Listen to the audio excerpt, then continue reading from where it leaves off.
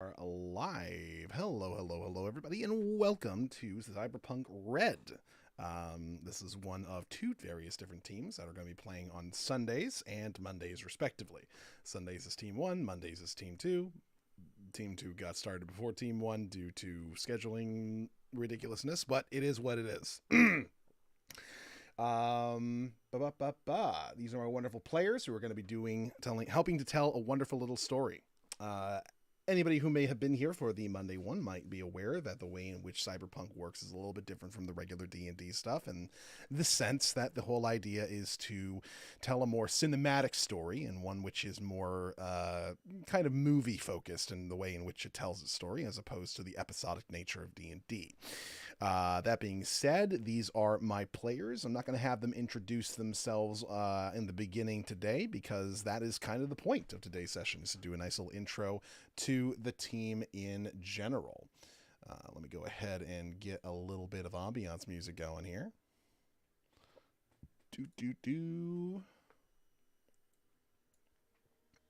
There we go. Sounds good and wonderful.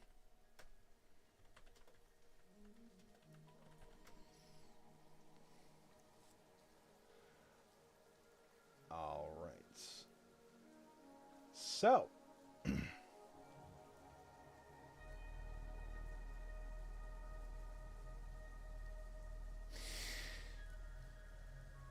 we have ourselves a rather eclectic crew to introduce to this particular little world. The city of Night City is a place of chaos, opportunity, and 99% of the time, failure.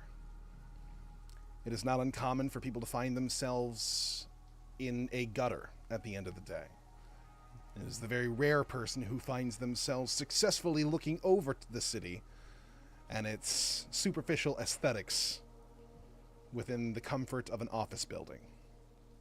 Whereas the rest have to grind every single day just to make sure that they are able to eat and have a moment of respite for themselves, whether it be watching their various different favorite streaming services or escaping into a nice brain dance of a world long forgotten, or an experience that one does not normally have the opportunity to have.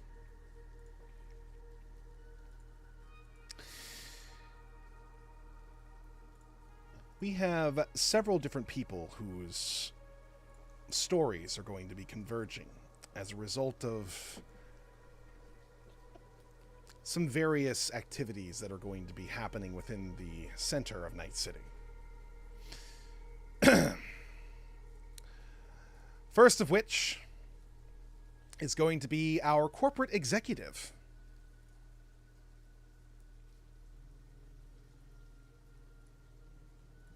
Yeah. Why don't you go ahead and give yourself a nice little introduction? Who are you? Who do you work for? What are you doing? What is your day like as the morning sun arrives over top of Night City? Well, I'm Francis Walker. I'm a corporate recruiter or headhunter. I hire people, all kinds of skills, and I find people that we need. Do you want me to go through my morning? Sure. What I want you to do is just give me an image of what it is to wake up as you. Well, you wake up. You very quickly get ready for everything. You grab a coffee. You spend a long time in front of the mirror, preening yourself to make sure that you look presentable.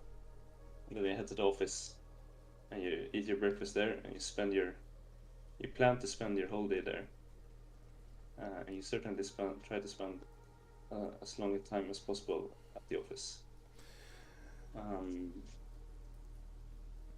yeah, it's definitely a lot of work that you have to do, but you do it. Heading into the office, One thing that you experience on a daily that just about everybody does, it's the almost uniting factor between those who work in the upper offices and those who work in the warehouses, is the security checkpoint. A nice, well established place that has guards that are very well cybernetically enhanced, that stand at the various different corners of the checkpoint, waiting for someone, anyone, to do something which is uncalled for. These militarized people tend to offer the thought that this office building is less a place of work and more a prison that one finds themselves in on a regular basis. One that they are allowed to leave at the end of the day, but only after having accomplished the tasks that have been assigned to them. Heading through, you are able to note that all of the officers in charge of the security checkpoint appear to be on edge as of recent. Many of them have their weapons in hand, which is not a normal thing for them to do, considering that it's normally seen as a bit gauche, indicating that perhaps they are aware of something that you are not.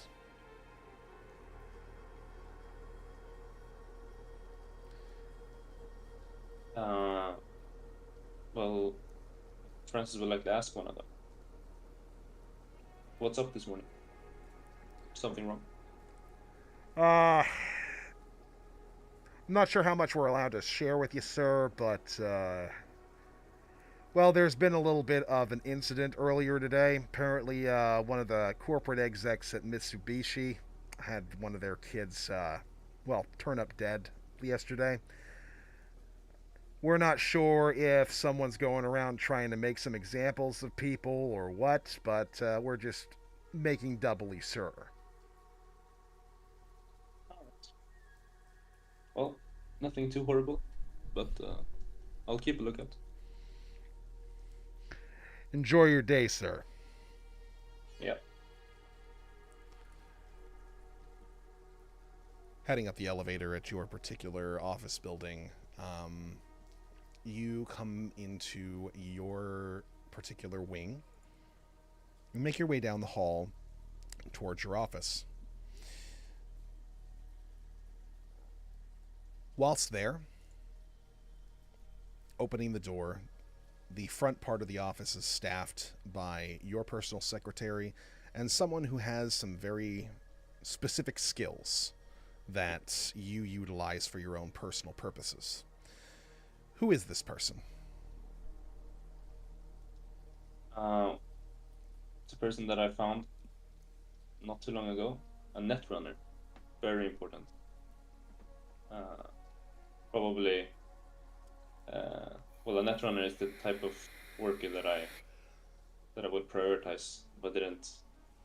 If I needed one, it would be a netrunner. They are a young man who hasn't been doing this for a very long time. I want to get them early, and I want to get them loyal.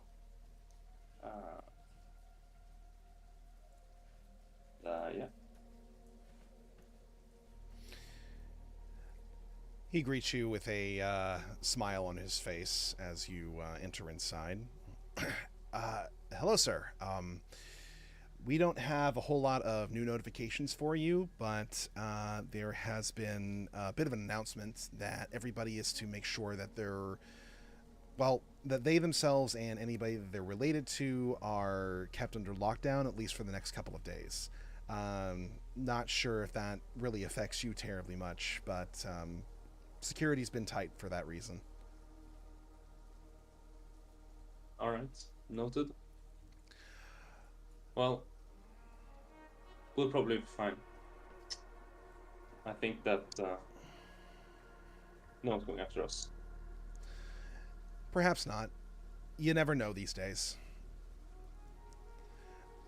In the meantime, he gets into his desk and he produces an object which could get him in a lot of trouble if it was seen by the higher-ups. Looking around for a moment, he hits a couple of buttons on his computer and you see that the camera that looks in your direction as you enter is currently blinking a yellow light. He then takes out the device and places it on top of his desk and presses a button on it. This is something that he's used to communicate with you in secret at least a couple of times. Your personal netrunner is at least skilled enough to understand how to get into databases that perhaps the rest of the corporation might not be aware of. This works both ways, and the people that you work for, so long as they're unaware as to what's going on, are more than happy to have plausible deniability in terms of anything that you or your team work on. He looks to you after noting that these devices are working correctly and offers a smile. Is there anything in particular that you need me to look into today?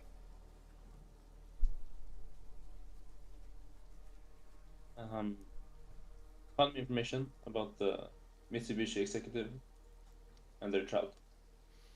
Okay. Find me who would have the motive to do something like that. All right. And specific details about the incident that might not have been made news yet. Understood, sir. Anything else? No, that's good for now. All right. I'll get to work on that, and I will compile a nice full report for you, the best that I can possibly do. Good.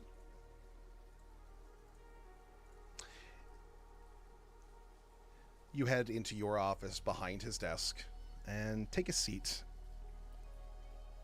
next to your windowed view of the city below. You're in a good place, but you're not in the best place. And a person like you is always looking to get ahead. Oh, yeah.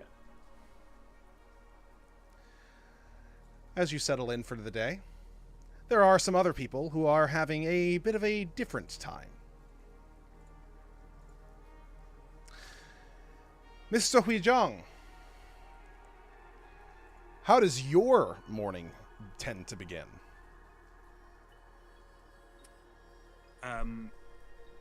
So if we're going by like movie aesthetics, there is a scene playing of a Korean pop group performing, and they come to sort of the end of the number, and they have like a moment of staged intimacy, you know, performatively for the fans, and the camera that was recording this shot zooms in on two members in particular. Their intimacy seems, you know, they're either really, really, really good, or they actually like each other. As the camera zooms out, we see that this footage is being played back on the screen of an agent. The camera pans around, and one of the men who was in the footage is the person who is watching it. It is obvious from his appearance that it has been several years since that footage was shot, and those years have not been kind to him. He is a lot puffier in the face, has a couple of days worth of stubble growth, and is clearly reminiscing on when things used to be good.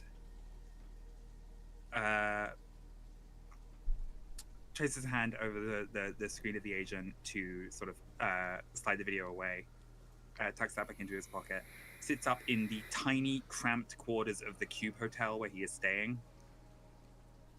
and goes through the sort of process of almost like a very complex Rubik's Cube, needing to like slot pieces of the furniture away to pull out the things that he needs to go through his morning routine. To like, okay, fold up, slide the bed away, pull out the breakfast table, take out a very sort of stale ration packet, eat that as breakfast, head out into the hall, go to the window to empty out the bottles that he used to go to the bathroom in during the night, because you can't use the toilets here because there's gang controlled and you're not you're not gonna go there. unless you have somebody who's watching your back.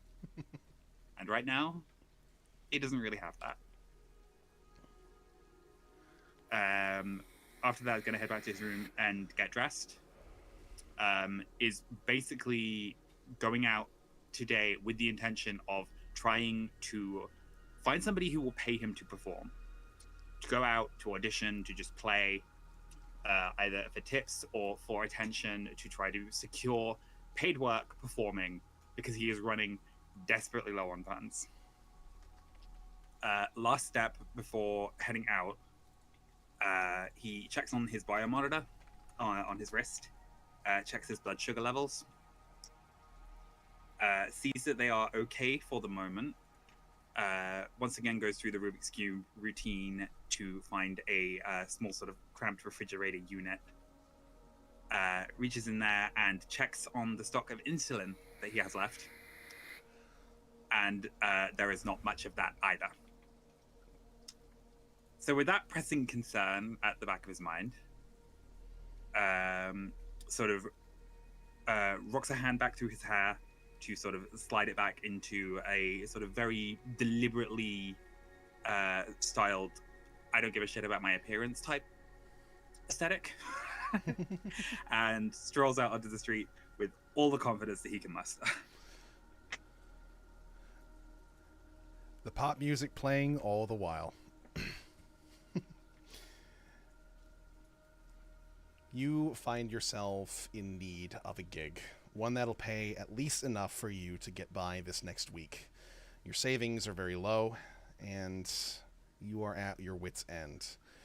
You could potentially whore yourself out for some sort of corpo gig, but they've not treated you terribly well in the past.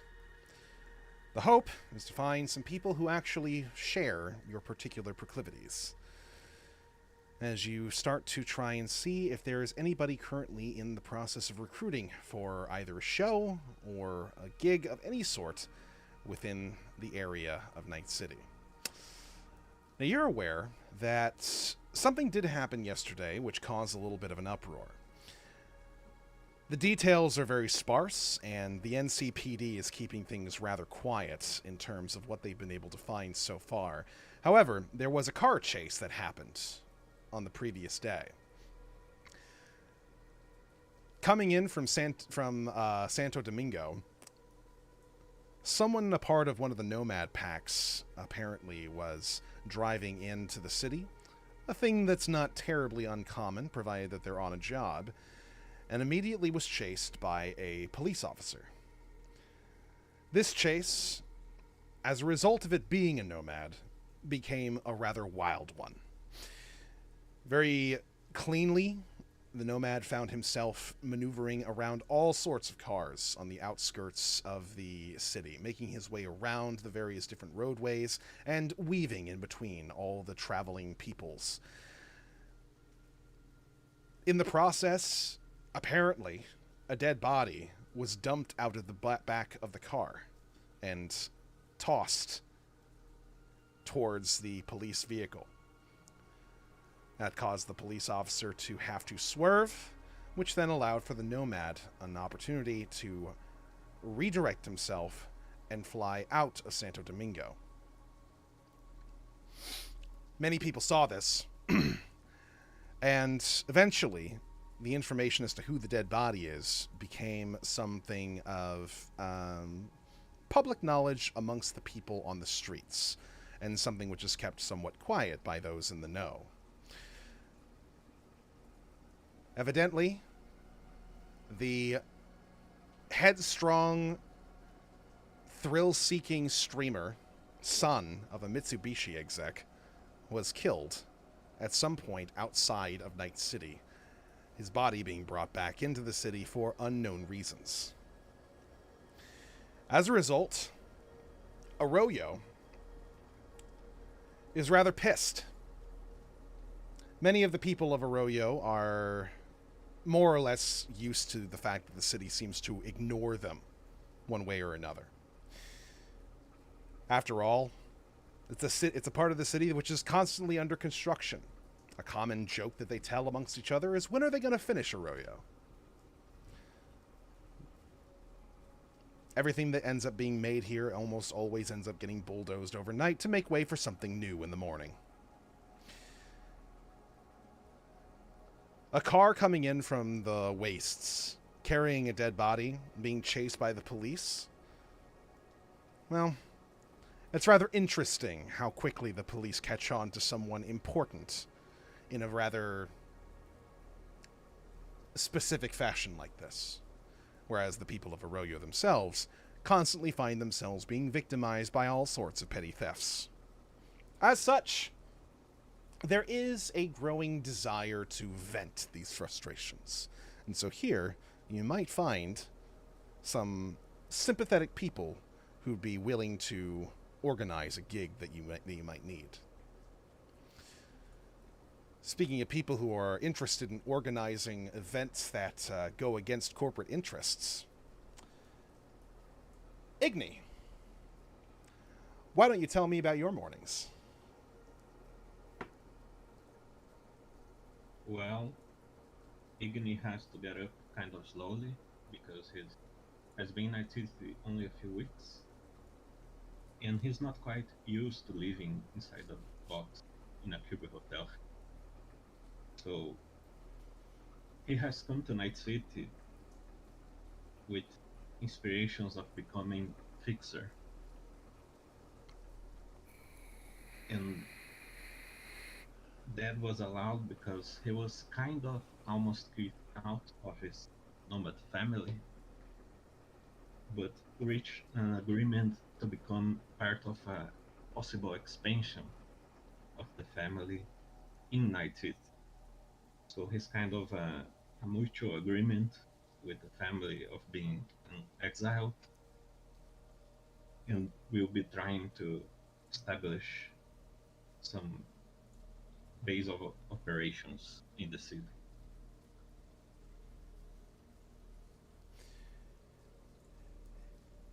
Igni, you are good at getting groups of people together to do all sorts of various different things, but you're still more or less unknown here in the city. Yes, the place he's been living in is due to a friendship he made with two people that work for the nomads before. So he doesn't have to worry too much about gangs when he walks around his cube, but still has been spending the previous weeks trying to learn about the city, the people who are important, their customs, and pretty much how to establish proper friendships with the right people. If you want to get friendships with the right kind of people, the question always is, what sorts of people are you looking to be friends with? Are you looking to be friends with people who are in the businesses, the various different corporations? Are you looking to be friends with people in the media? Or are you looking to be friends with people who perhaps are not as well known or as economically powerful, yet still are well respected for their own particular talents?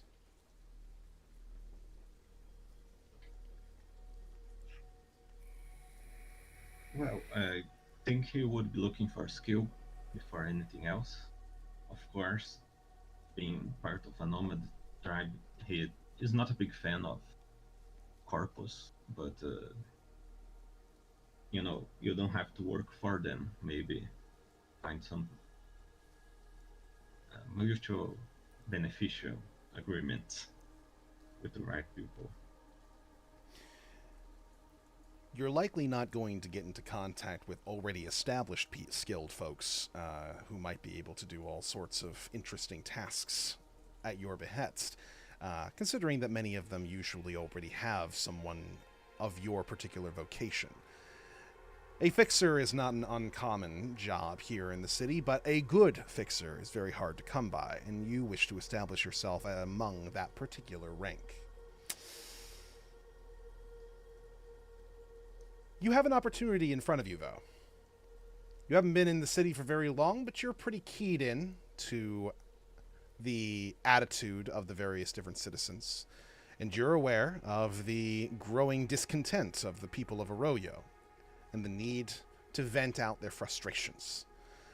Now, this could turn into a riot if it is not handled correctly.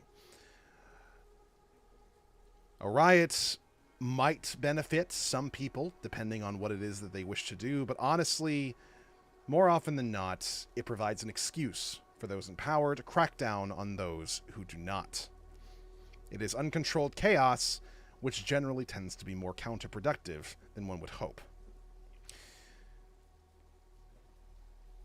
So perhaps you might be able to organize something that the people of Arroyo might be able to appreciate. Something which could prevent the excuse that those in power would wish to have in order to control the people further.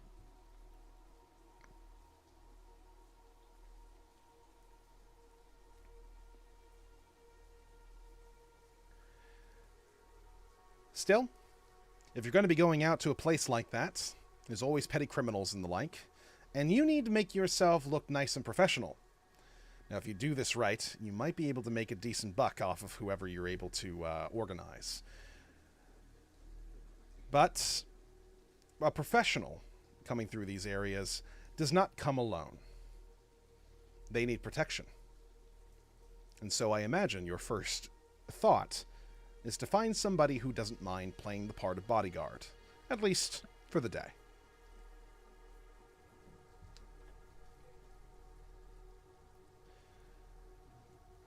Yes, I think that would be the first priority.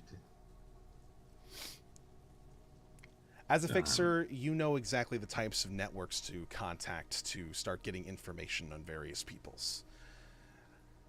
Now, the solos that are currently in the market right now, many of them are more or less what you might call wannabes. A lot of them, as you're scrolling through, indicate, well, perhaps drug problems of various sorts, people who are looking to get a fix, or somebody who just got their first piece of cyberware and are just very deathly, intensely desiring to use it. These are not the types of people that would do well in a professional environment of any sort. However, you will see a picture of someone who looks like they've been in the game for quite some time. A freelancer, even. One who is available. Let's look into that person. FRA. All right. So my character's name is Jack Stryker. He's been in Night City for a couple of months now, doing basic solo hustles, playing bodyguard, escorting clients, but he hasn't really been satisfied. You know, none of the big jobs to start his reputation off. Right now, he's just a local solo that people know. And he wants to start gaining more reputation and respect. And as he's going home from his latest hustle, he arrives at his, cargo container. It was cheap and was the fastest home he could find after arriving in Night City a couple months back. Entering the container, he makes sure he checks his surrounding. Make sure there's no one can see him. He wants to keep the safe house secure. Walks in, stashes his weapons, checks his ammo, and he does a quick glance at a jacket hanging on one of the walls in the container. It's a jacket from his old life as a nomad, part of the Aldegados. But he shakes his head. He left that life behind. Just quick memory of his old life. And then he pulls out his newly bought agent, and he set up a AI of Morgan Blackhand. We say an idol for most solos. As one of the greatest solos ever, hoping to become him. And he checks in with the agent. He's asking, so, any interesting jobs? Any clients, fixers looking for something that can help us gain more reputation in this town. Your agent chirps back at you. At the moment, there doesn't appear to be... No, I am wrong. There has recently been an inquiry that has been put out for a bodyguard for a particular fixer in need of someone to help escort him through the part of the city known as Arroyo. Interesting. This fixer. Let me see his information. Well known or still a newbie himself? Searching. My basic search does not come up with much, unfortunately. Apparently, this one is somewhat new to the city entirely. Perhaps from outside of town? Interesting. Newbie fixers are rare. But they're easier to, integrate with. As I'm still, a nobody. Do you think it's a good idea to start getting connections? You think he could provide us with better sources? I think any fixer would be a good idea to establish any sort of connection with, especially those who are just starting. If they manage to get on the rise, then that presents prime economic opportunity for you. And that is very true. All right. Put in a request for a meeting. We'll see how it goes. Yes, sir. And then as that's done, I get up. Grab the jacket off the wall. Put it on top of my armor. And the back of the jacket is a symbol of just a wheel on flames on the back of the jacket, indicating my what nomad clan I used to run with. But it's just sentimental value. And I grab my weapons, conceal my two heavy pistols in my jacket, grab my sword and the shotgun, and I prepare to head out. See if I can manage to meet up. Very good. Igni. Your open inquiry, has been answered by a lot of people, and the one person that comes out at you as someone who, at the very least, has a decent understanding as to how to present themselves, at the very least, has messaged you with the request to set up a meeting.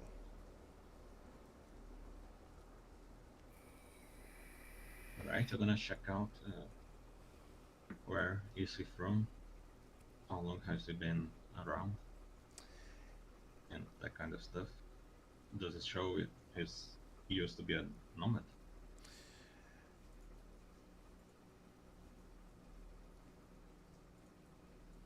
Would that information be something which would be available on a cursory search, or would that be something someone would have to dig for? Is that for me or? That's for you. Would you openly advertise, like, used to be a nomad? No. When I arrived, I tried to leave that behind. I just have the jacket. It's sentimental. That's the only thing that would say I'm a nomad. But I'm not sure. I think wearing a nomad jacket doesn't necessarily mean you're a nomad. It could just be a fashion statement. That is true. You could be a quote unquote poser, as it were.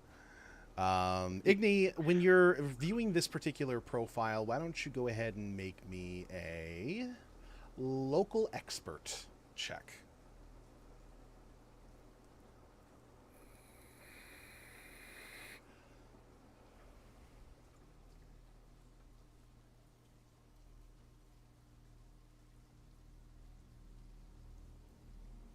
Ooh. Not good. Honestly, Not good. honestly, Igni, I mean, you're not entirely certain who the various nomad chapters are in this area. He might be, he might not be. You have no clue.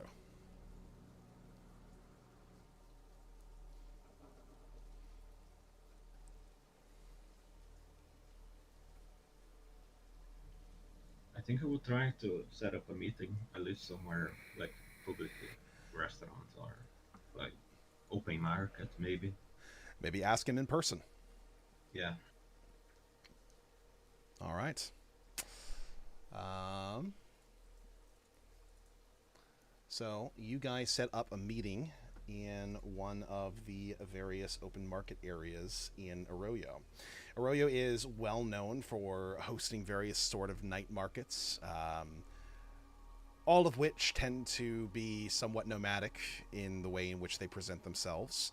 A night market, as it were, is a market that features all sorts of different goods that one might find laying around the city. Many of them, perhaps, not legitimately gained.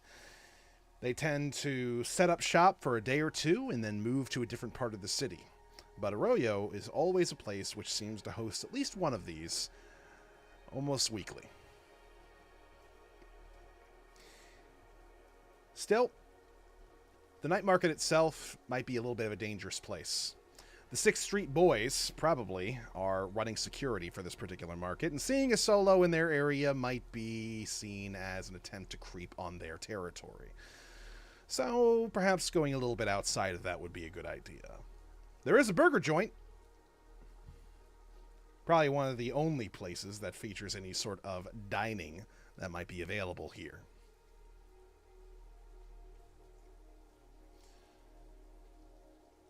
So the both of you agree to a meeting and find yourselves heading in that direction.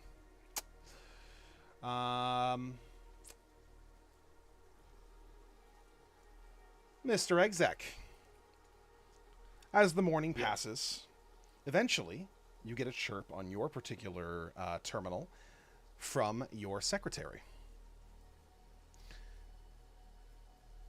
What is it? Opening up the file that he gives you, you are given a fairly well-detailed report as to what he's been able to find.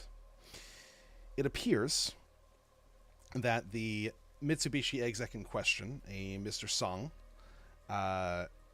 has a son who is a well-known streamer who streams himself doing all sorts of various risky behavior.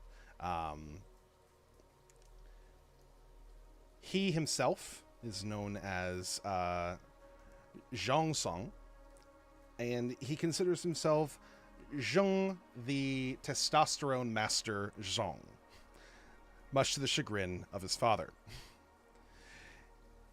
Evidently, in the previous day, he was attempting to film something out in the wastes near Westbrook. And whilst out there, something happened. The details of which are still unknown even by the NCPD, as they are currently still under investigation. But his body came back without the hand, the one piece of cyberware that Zhang had. One would imagine that perhaps he was attacked by a scavenger, but there is a video file that shows one of the streams of the people who were following the car chase from the day before. The fellow who steps out of the vehicle and crawls across the vehicle while it's still driving is dressed entirely in a rather odd outfit, one which indicates the desire to remain anonymous.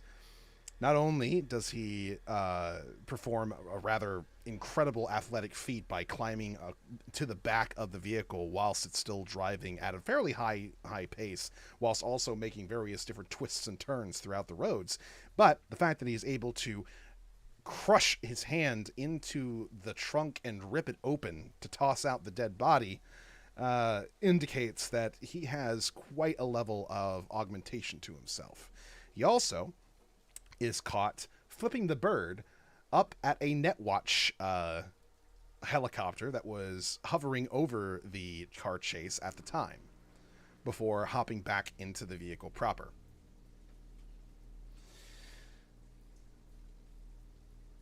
There is additional parts to the report saying that because of how quickly the police were on this particular murder before anybody even knew he was murdered, and because of how much resources were dedicated towards chasing this nomad throughout the many streets, there are a lot of various people throughout the city who are somewhat annoyed. After all, dead bodies are not an uncommon thing in Night City.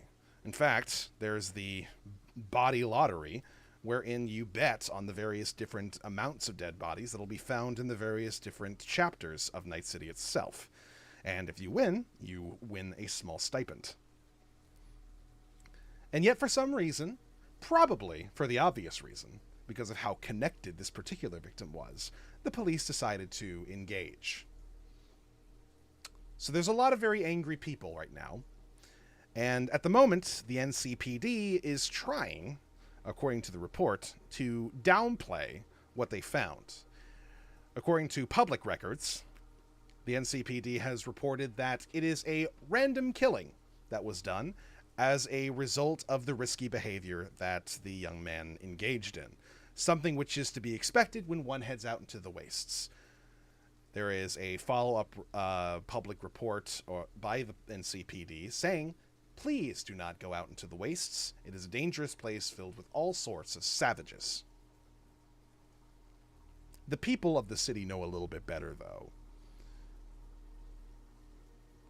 There's a little bit more to this story than meets the eye, and there are public rumblings on all sorts of various different blog sites and streaming sites of people theorizing wildly as to who this person was and why they were targeted, including some conspiracy theories indicating that he is actually a lizard person who was annihilated as a result of a truth seeker having tracked him down and attempting to bring his body back for dissection by the various scientists that work underground in Night City that are going to expose the corporate executives that exist right now as being aliens from another world.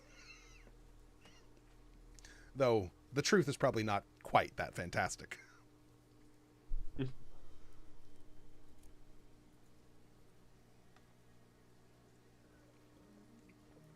That being said, whilst you're reading over this information,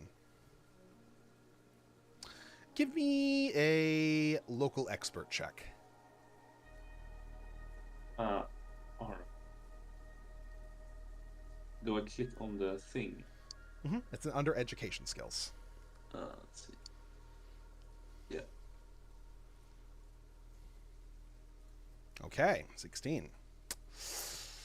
There have been riots in Night City that have arisen as a result of the NCPD playing favorites before, which is probably why they're keeping things on the down low.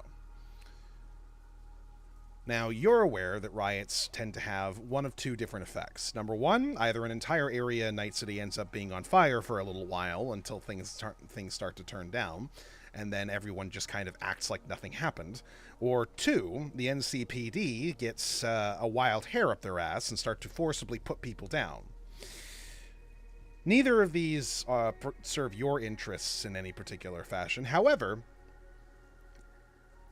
it wouldn't be a bad idea to track this situation and see if the NCPD try to do something.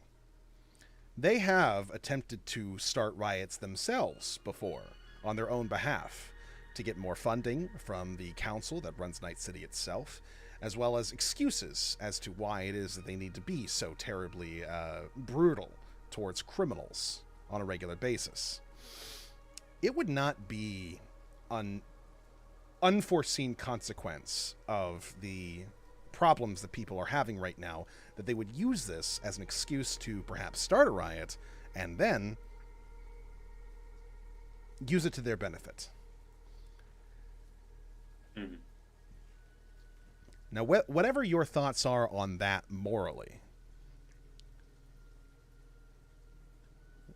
the thing to bear in mind is the usefulness of finding out if they are going to do this, tracking it, proving it, and being able to keep that in your back pocket, just in case you should ever need a favor from the NCPD. Yeah.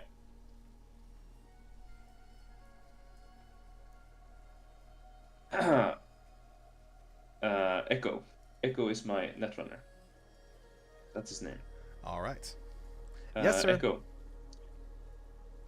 What would you need to get me inside information of internal communications within the NCPD? Well, I'd need to get inside the NCPD, sir. Would you need to get inside their main office? Would you need to be a little bit outside a police station? Give me some details. Give me some specifics. Well, I'd need to be at least inside one of their main offices. The net kind of works in a very odd fashion right now. Ever since the old net shut down, everything's been more or less localized. Every corporate structure has their own internal system that you can't get into from the outside as a result. The NCPD is no different. If I wanted to actually get into their system to find out whatever their internal communication is, I'd actually need to be on site in order to get into it. And even if you were to get into it, would you have the skill set to? Are you better than them? Can you get in there? I mean, I'm good, sir, but even if I did, they'd likely know. All right, fair enough. We're talking about an incredibly risky scenario. I understand. That being said, if you could get one of the various NCPD officers, maybe like someone a little bit more high-ranking, a sergeant perhaps, get one of their agents, I could hack into that. Okay, that's a good idea.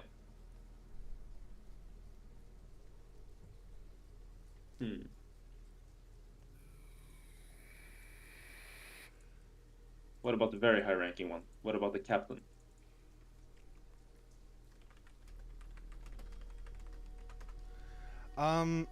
Captain should probably do too. I mean, it depends on how secretive this information is going to be. Yeah. Well, we'll hold on that thought. We don't have to risk everything just yet.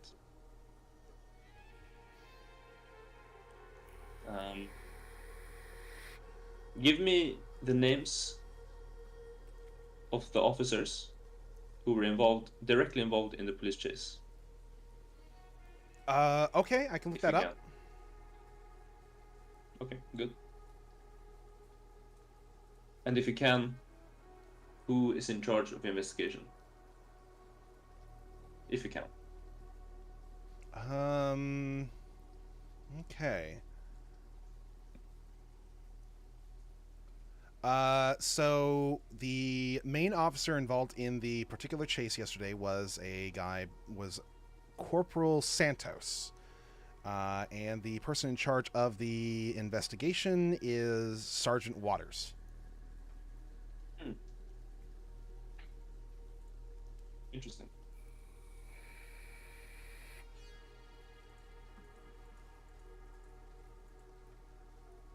Can you give me a report of where they live? No, that information is not available on the public, sir. Fair enough.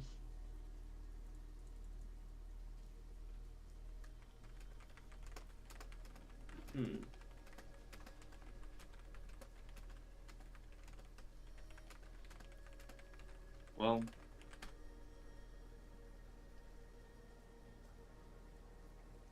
I'll get back to you. Okay. And you are left to plan exactly how you want to approach this. As we head back to Huizhong.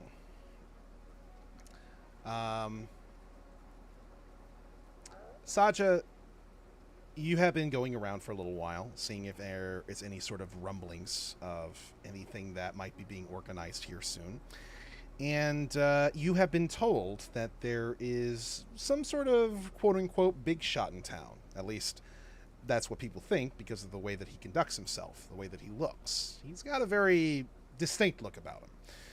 Fiery red hair that seems to be teched out to glow and make it look like it's on fire, as well as a bunch of tattoos on his face that indicate a sort of similar color, complete with cyber eyes, something which you don't normally see in down here, at least not in the sense of ones which are made aesthetically. These ones appear to glow with a particular specialized color. So likely these are the result of somebody who is, at the very least, connected, able to get these sorts of things.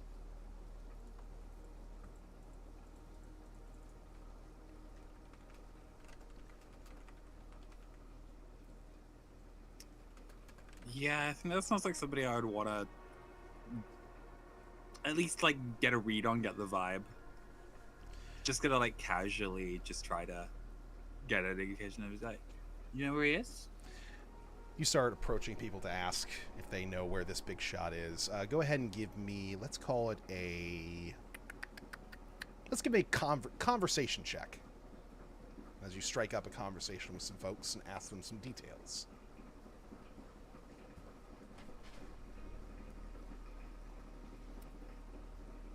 Okay, 16. You talk to some of the locals, and one of them, who appears to be a bit of a warehouse worker, kind of shrugs his shoulders a bit. Yeah, I think I saw him heading into the burger joint here about an hour ago. I think he's having lunch with someone.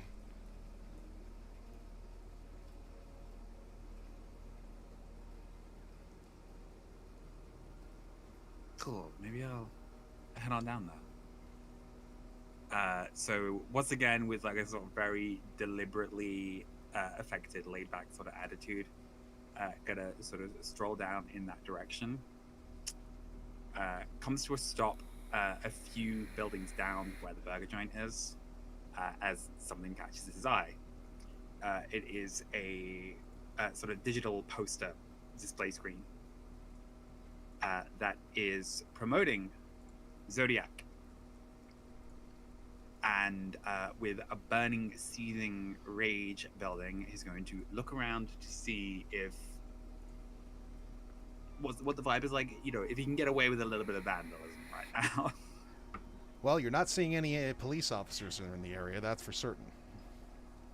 So reaching into his backpack, gonna pull out some glow paint, and from that do his standard job whenever he sees a Zodiac poster, which is to co-opt it into advertising for himself, using the glow paint to spray over the screen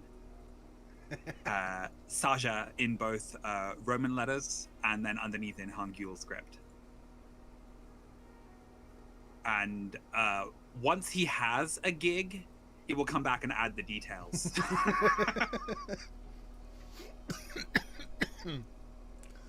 Saja playing colon. Somewhat. Colon to be announced. We'll figure it out. While Saja is making his way to the burger joint, Igni, you have arrived here. It is definitely a downscale place from probably where you're used to being. Then again, that has been your experience ever since you've arrived in Night City. Well, with your living expenses being what they are, this is probably the best you're going to get, at least for now.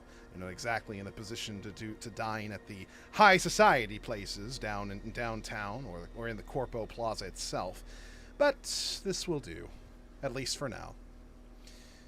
You've been waiting for a few minutes before eventually, at exactly the time that you have you've scheduled for, the person that you have been meaning to meet, this independent freelance solo, comes through the front door.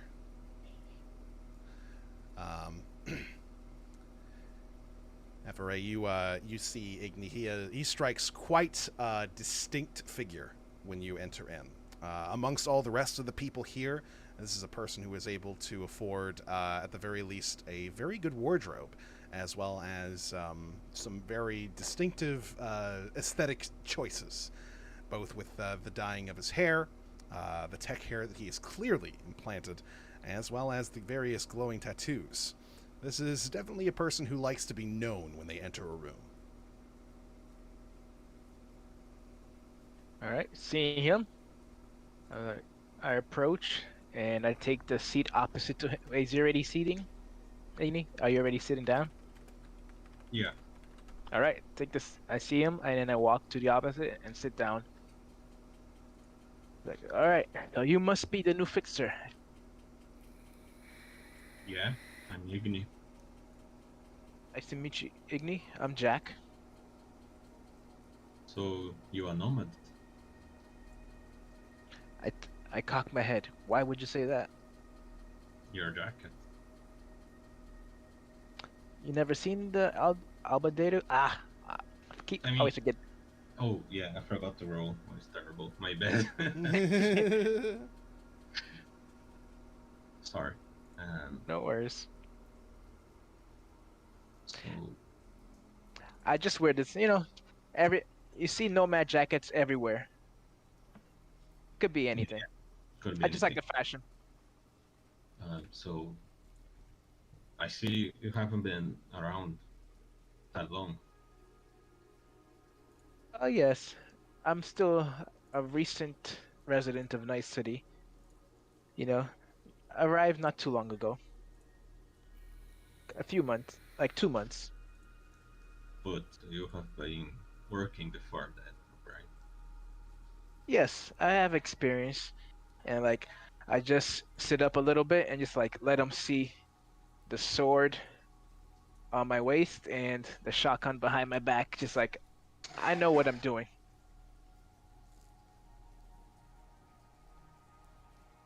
Well, I have a proposition of kinds. You probably heard about yesterday little event, right?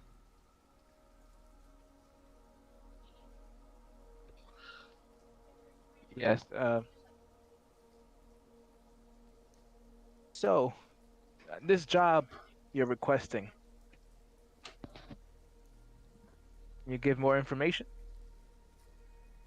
Well, you've heard of yesterday's chase that happened. Yes, nomad driver and the cops.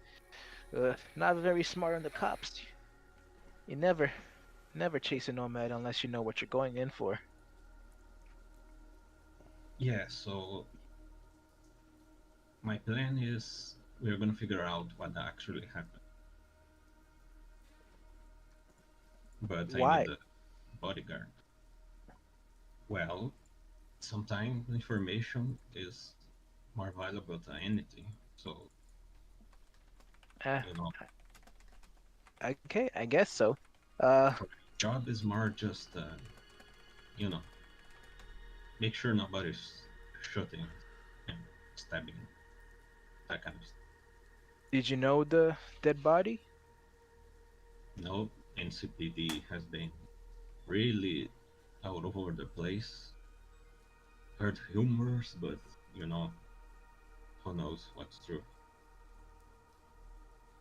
Okay.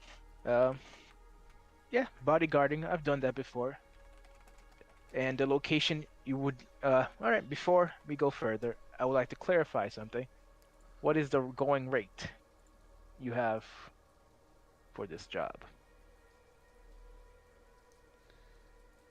The plan is you're gonna get 500. It's like mostly a small kind of thing. You know, I don't plan on walking into any gang territory. We're just gonna walk around and talk to people in the royal. All right. No perps. 500 euro bucks works for me. All right. So when would you like to do this job? Starting right now, I just need to contact a guy I know, Junior. He has been around the city for longer, so he's gonna be kind of the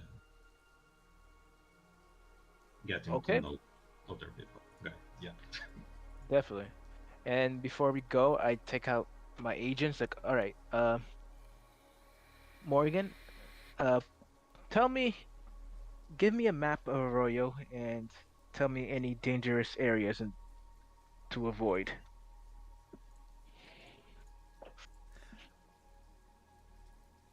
A map of Arroyo is offered to you, and you're looking at what appears to be sort of like an upside down map of the state of Pennsylvania, with a nice little chimney in the bottom right corner, and the rest of it being more or less a perfect square. Notable locations in Arroyo include the Arasaka Industrial Park, Claire's Garage, the Scitech Building, Electric Corporation Power Plant, the Kadachi Warehouse, the Kendachi Factory, the Kenmore Diner, the Manufactory, Mega Building H4, Mega Building H6, the NCPD Prison, Las Papas Motel, Petrocam Power Plant, and the Red Dirt Bar. Many of these places are known to be frequented by the 6th Street Gang.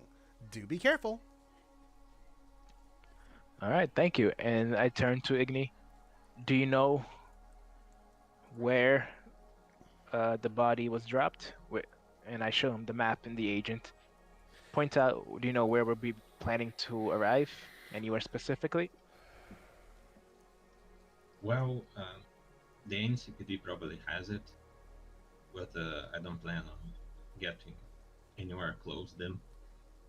We don't need to actually see the body. So let's first see where my contacts in the area are before we Very well. get deeper there. All right, I put away my agent, stand up, fluff my jacket, like anytime you're ready. I'm gonna call Junior and see if he knows anybody from the place around there.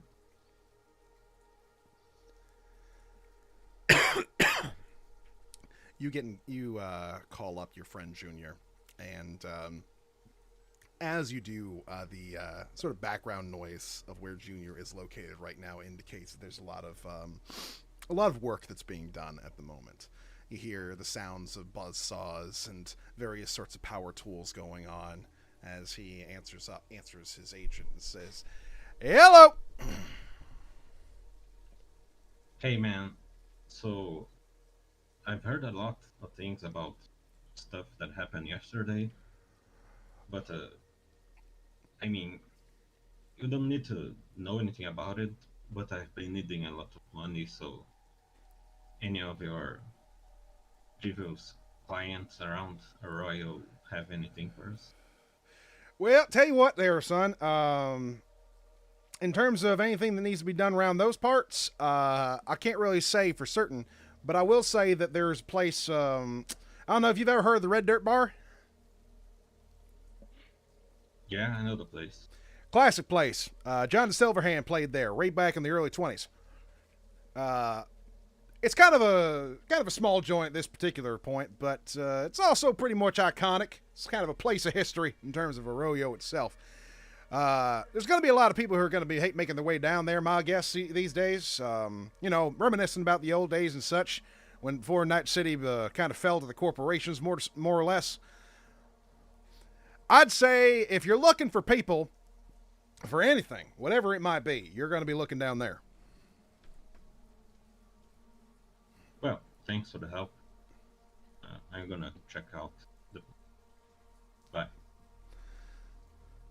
Is there anything in particular you're looking for? Well, when I ask about, previous clients, could you maybe let someone you know I'm coming there, and that you know me?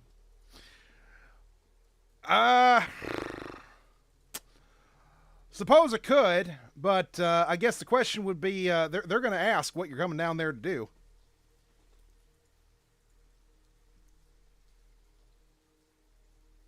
Well, tell them I'm looking for a job.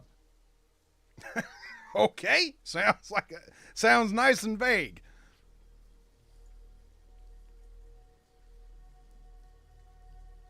So, yes.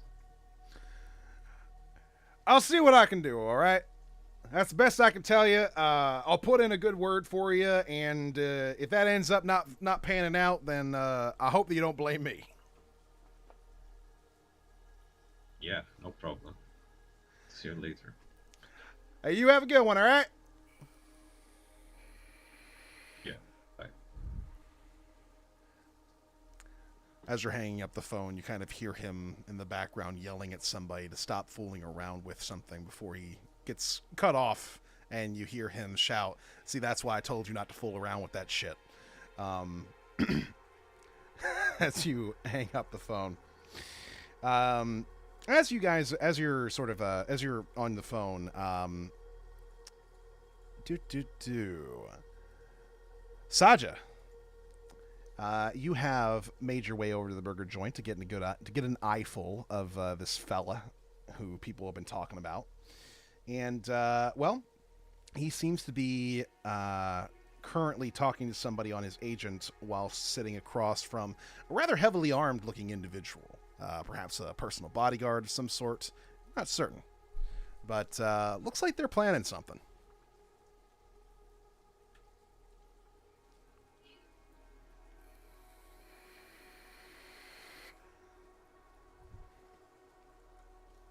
I think for the moment, just gonna play it like cool and casual, like head inside, go over to like a digital display screen, make it look like he's like thinking about ordering, just being like, do I really want the 8-piece nuggets? Maybe I want the 12-piece nuggets, just so he can try to eavesdrop and get like the vibe of if these guys seem like they're people that would necessarily, be like, maybe I want to roll with these guys, or if it's like, oh no, they are definitely going to go and do some violence.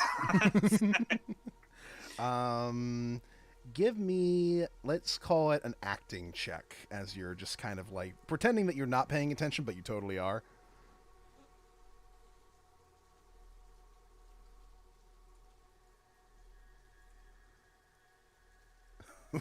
Very good. And then can I get a perception check from FRA real quick? I was actually about to ask you, like, did I clock him entering Yeah. as I'm in a job right now? But okay, so perception check, Mhm. perfect. Oh, all right. Roll perception. Oh man. Phenomenal! Phenomenal! I'm so bad at my job. He's basically invisible to you. You give no notice to Saja. You know, funny thing is, I even have my threat perception up as right now, but that was useless. Oh no! It's fine. All it confirms is that I'm not a threat. True. I mean, I guess Saja, your acting is phenomenal. You deserve an Oscar for it. My gosh. So Saja, you're overhearing the guy with the tech hair. I think the best acting performances come from Truth, and he's looking at it, being like, "Damn, I wish I had enough money for the 12-piece." You're listening in on what's going on over here, and the fellow with the tech hair seems to be on his agent having a conversation with someone about finding a particular kind of job as a result of the event that happened the day before. And he is being told something over the agent. That much you can't hear. And as he says that he's familiar with the place, and if he wouldn't mind, whoever it is on the other end of the phone, putting in a good word for him to when he comes by to see if he can't get anything done. So that's basically the gist of what you hear him overhear him talking about. As you get off of the agent, then there, Igni, what are you telling your bodyguard? Right. So we got a contact. We're gonna head over there and speak to them. So let's go. All right. Just checking. Are we walking there, or do you have a ride? Yeah, we're walking there. Understandable. Yep. Okay, and we start walking there. While I'm keeping an eye out, trying to walk not too far behind them, but I can see him in front of me, and I have a peripheral from on the like full view ahead of him too.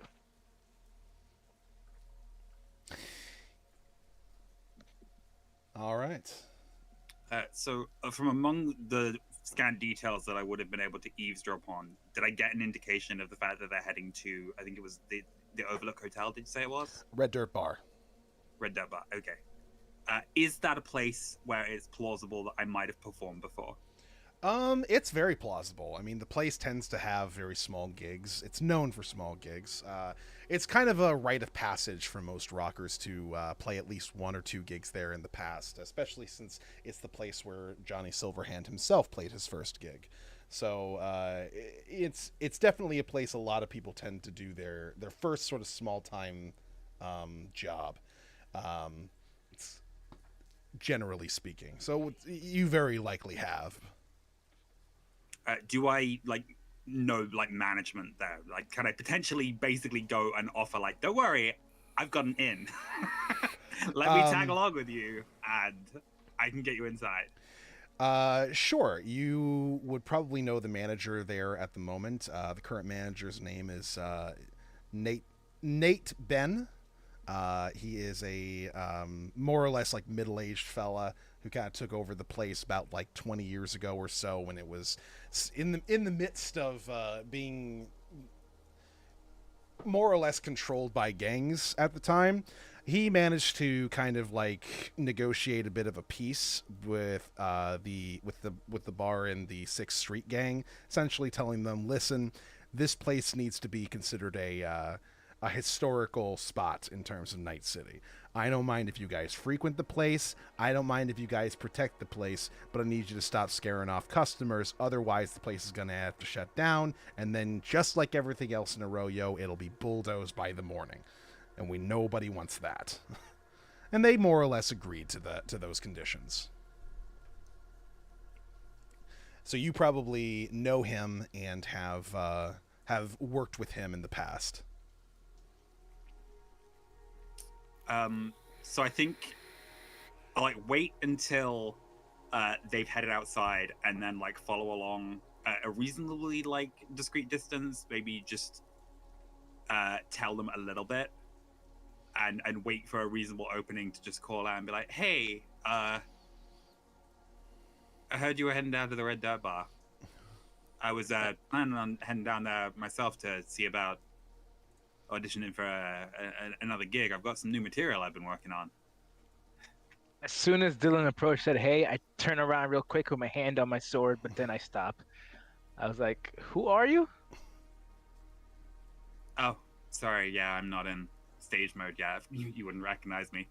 He's gonna click his finger to take on the performance sort of appearance when he goes on stage. So his synth hair sort of takes on a sort of almost tawny russet type coloration and stands up, trying to evoke a lion mane, and his skin takes on a more sort of golden, healthy glow. Give me a which one would this be?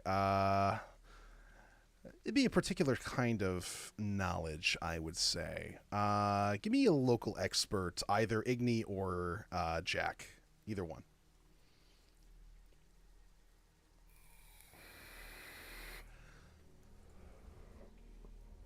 Okay. Let's see, 14, so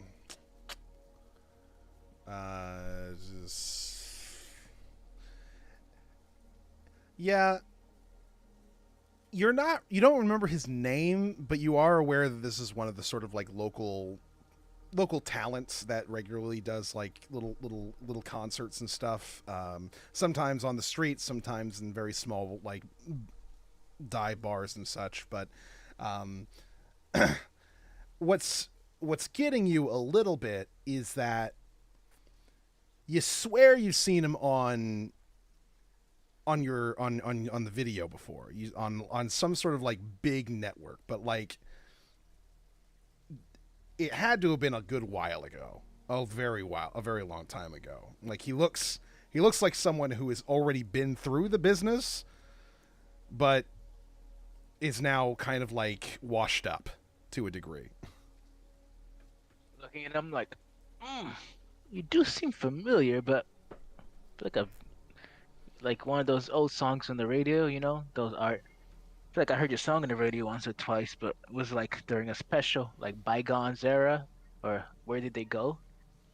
What was your name again?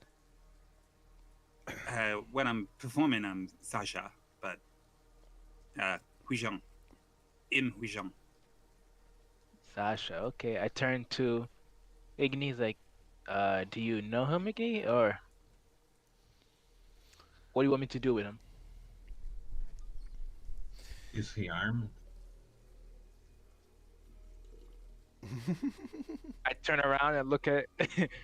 As soon as Igni said that, I turn around and I look at Sasha. I was like, is he armed? I mean, Well, mostly everybody in Night City is probably armed, so it's kind of a weird it's question. not it's not uncommon for Yeah. people to at the very least have like some sort of sidearm just in case.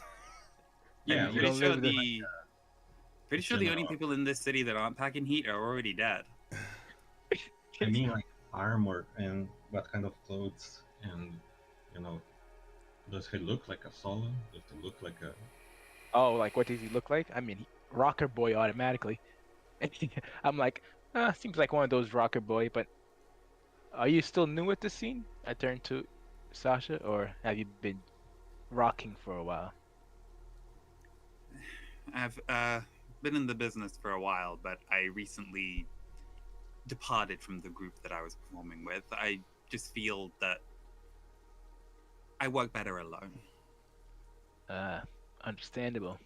Like it's nice to share the stage, but it's also nicer to be alone in the spotlight. I get you. Can I have like a check on the library or something of like his name and Yeah. Sure. What you could do is you could basically run like a basic search on him. I will say that what you find is essentially nothing. You would know that anybody who tries to more or less the modern day equivalent of Google you is not going to have a good time with it, since your existence as a part of Zodiac way back when has been more or less erased to pretend that you never existed. Yep. So, Im Huijong does not pop up with just about anything. weird. Okay. And were you approaching us for a reason? I mean, I heard that you were heading down there, and I'm heading down there too. It's always good to make new friends in this city. It's always safer to travel in a group. And hey, if you need to get in, I know the manager there. I know Nate. So, you know, You get there then or something. I can help. I can get you through doors that might be closed to you otherwise.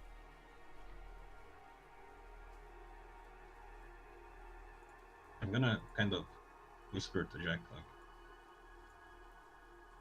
do you get any like mugger vibes?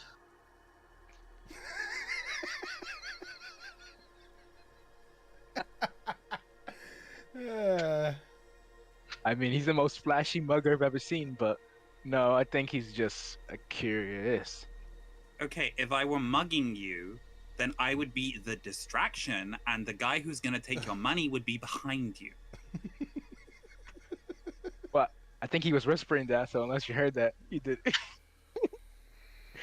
But anyway, I tell Igni, no, I think he's really just curious and nosy. But do you think having a connection for the bar will help Yeah, us get in faster? I mean, if it really is a musician or something, sure. I'm gonna look at Jet and go, sure, lead the way, just so we're looking at him when we're walking.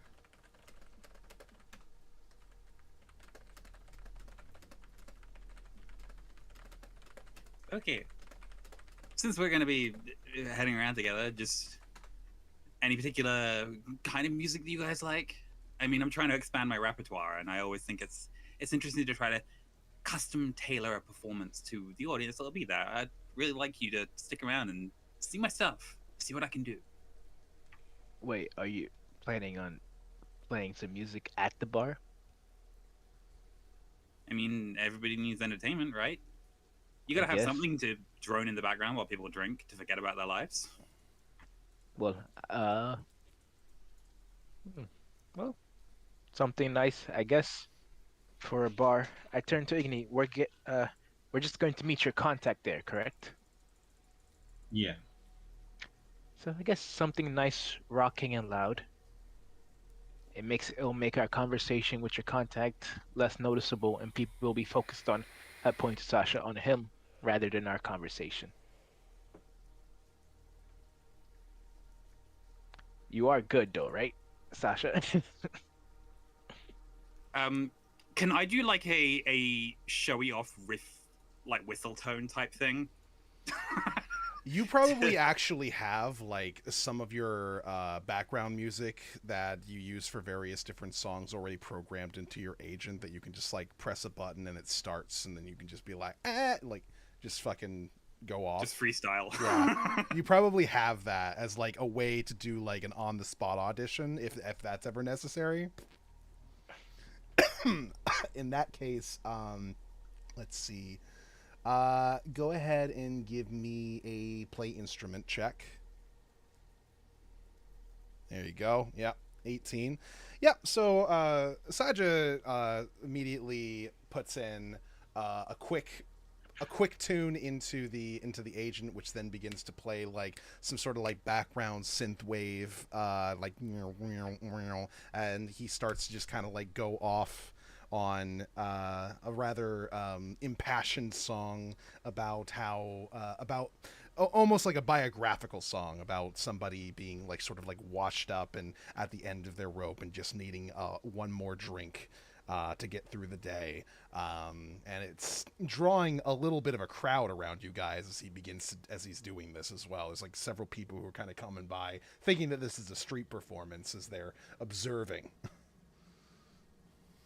Seeing the people around, I look at him and was like, okay, I get it. Cut it out. And then I turn to the people. I'm like, I put my hand on my sword. I'm like, I'll give everyone 10 seconds to scatter. Just in case this becomes relevant later, can I do my roll ability to see if I've gained a new fan?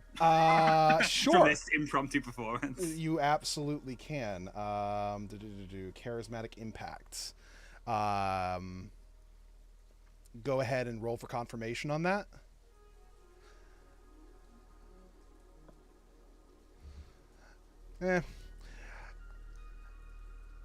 Nobody as of yet. I mean, the people around, they enjoy what they saw, but as soon as you stop, they just kind of like go about their day. These aren't people looking to invest a lot of time. Like, oh, hey, that was super cool. Let me see. Do you have any other stuff? Or nobody really bothers you with that just yet. This is why busking is a terrible way to make a living.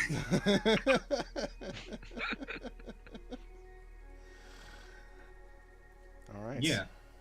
Okay. You know how to play, so I believe you somewhat. A diner and a. All right. So while you guys are heading down there, I will say, Francis. Yeah. You have been doing a little bit of a search trying to find if there's some way that you can track where these particular police officers you're looking into might hang out. And there are a couple places. Arroyo is definitely a place where they tend to be because that's where their prison is located, which tends to be where they congregate. Just in case anything bad happens. I mean, the occasional prison like riot occurs and they kind of want to be on call just in case. There's a diner there. There's a bar there, both of which tend to be frequented. The bar more along the lines of like late at night. There'll always be like one or two like off-duty NCPD people coming in, and generally speaking, they tend to be on the down low when they do go in there because the people of Arroyo are not huge fans of the NCPD. So if they ever Mhm. do go there, it's probably in plain clothes. The diner, they'll probably go while they're on duty to have lunch or dinner or whatever it is that they need to have. But the bar is more an off-duty place where they're just there to kind of relax and chill. Well, first of all, agent, I don't have much on my schedule, right, for today? You have no meeting scheduled today, sir. All right. Well, we're going on a trip. I want to take my carry-all bag. I want to put my... I have a bunch of normal clothes, because right now I'm in like business wear, right? Right. But I have a bunch of generic chic clothes. I What want to is- stuff it all in the... What does this end up looking like for you? Like, you go from business wear to generic chic. What sort of look do you have when you go to generic? Good question. I don't know what chic means. Chic is more like a style and aesthetic. It's meant to indicate the general genre, I suppose, of the clothes that you're wearing. So generic chic is like the generic genre of clothes, which in Night City, okay. Generic can mean basically anything in terms of what people on the streets might wear. Fashion think- is crazy everywhere at the moment.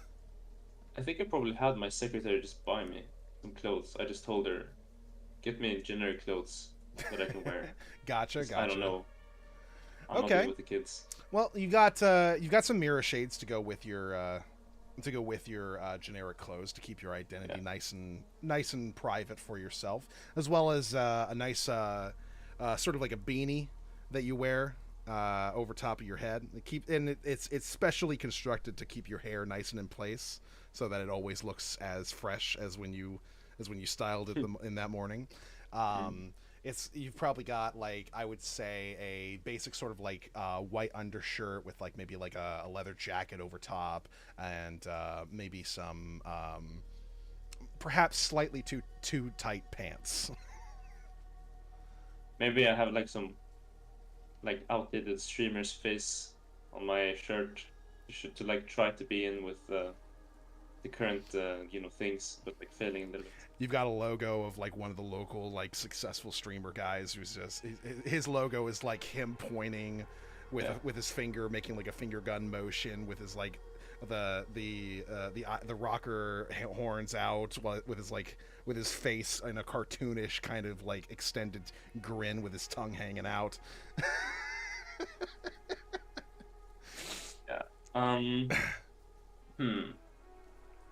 Well, before all that, I just wanna echo. You're young, right? Well, I mean, is 22 young? Sure. So Then yes. You're into those testosterone masters, are you? Yeah. I mean, it's not like I ever go out and Interesting. do stuff, so it's pretty nice to be able to see somebody else kind of living the dream, you know? This testosterone person, did he often go out into the wastes before? Or was this a one-time thing? Oh no, he went out there all the time. He was always finding like old, like abandoned or ruined places, you know, because out there is the remains of some places that still like got knocked out by the nuke like 50 years ago, you know. So some of that stuff's just kind of out there on its own. And he likes to find these old abandoned places that he'll do like these big stunts, either down or across, or he'll like climb one of these like old office buildings that's like falling down. All right. Interesting. Well, whatever. I will stuff my generic clothes into my bag, and I will leave the office still wearing business stuff because I don't want to leave the office wearing weird clothes. I will hit up the nearest public laboratories, if those exist, Yeah, of course.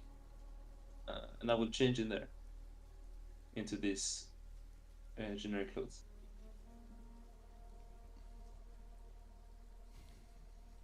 Oh, and I will ask my agent. The trip from here to the closest cop diner. Is it a safe trip? Sorry, what are you asking? Who are you asking it to, I should say? My agent. Your agent. Safe is relative, sir. Though, in order to get there, you're going to have to go through several different gang territories. That being said, in your current outfit, you look like someone who is not worth being mugged. Yeah, I am, don't I? All right. I will make my way to the cop diner. Might I That suggest I taking looked up public earlier. transportation, sir? Yeah. If I can afford it. Public transportation is affordable. All right. I will. I'll take the train. All right. Well, you'll take a bus anyway. All right, fine.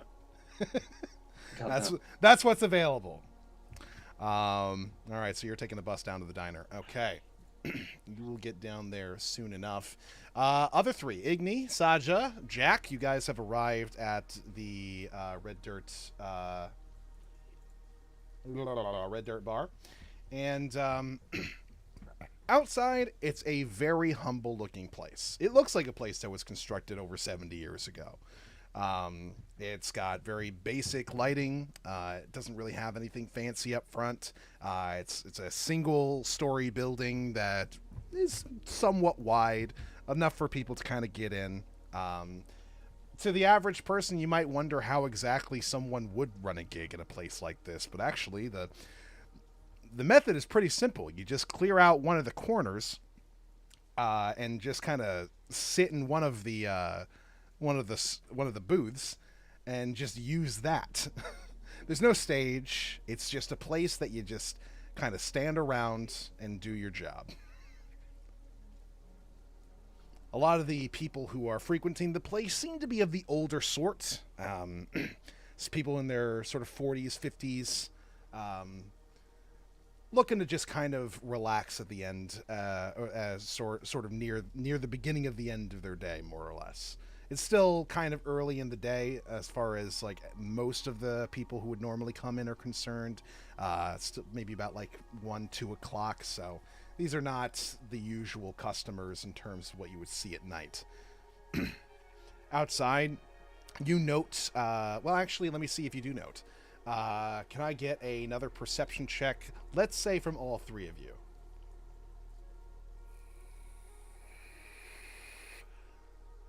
Okay.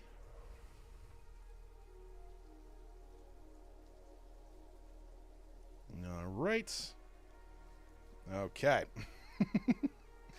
All right. So Igni and Jack, you're kind of on. You're on point. You're making sure that nothing's gonna be. Nothing untoward is going to be occurring to either of you. You know that this place sometimes has some rather dangerous folks around it, so you're keeping an eye out. And you do see that there are a couple of people who are dressed in sort of gang leathers that are just off to the side of the building. They appear to be in the midst of sort of just smoking a cigarette and having a conversation, not really looking like they're on the job, whatever that might be. But if something does happen, likely those two over there, who are each strapped from the looks of things with a very obvious heavy pistol on both of their sides, would be the first ones to respond to any sort of disturbance that occurs.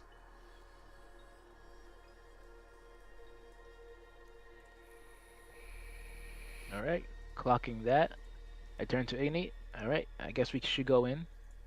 Would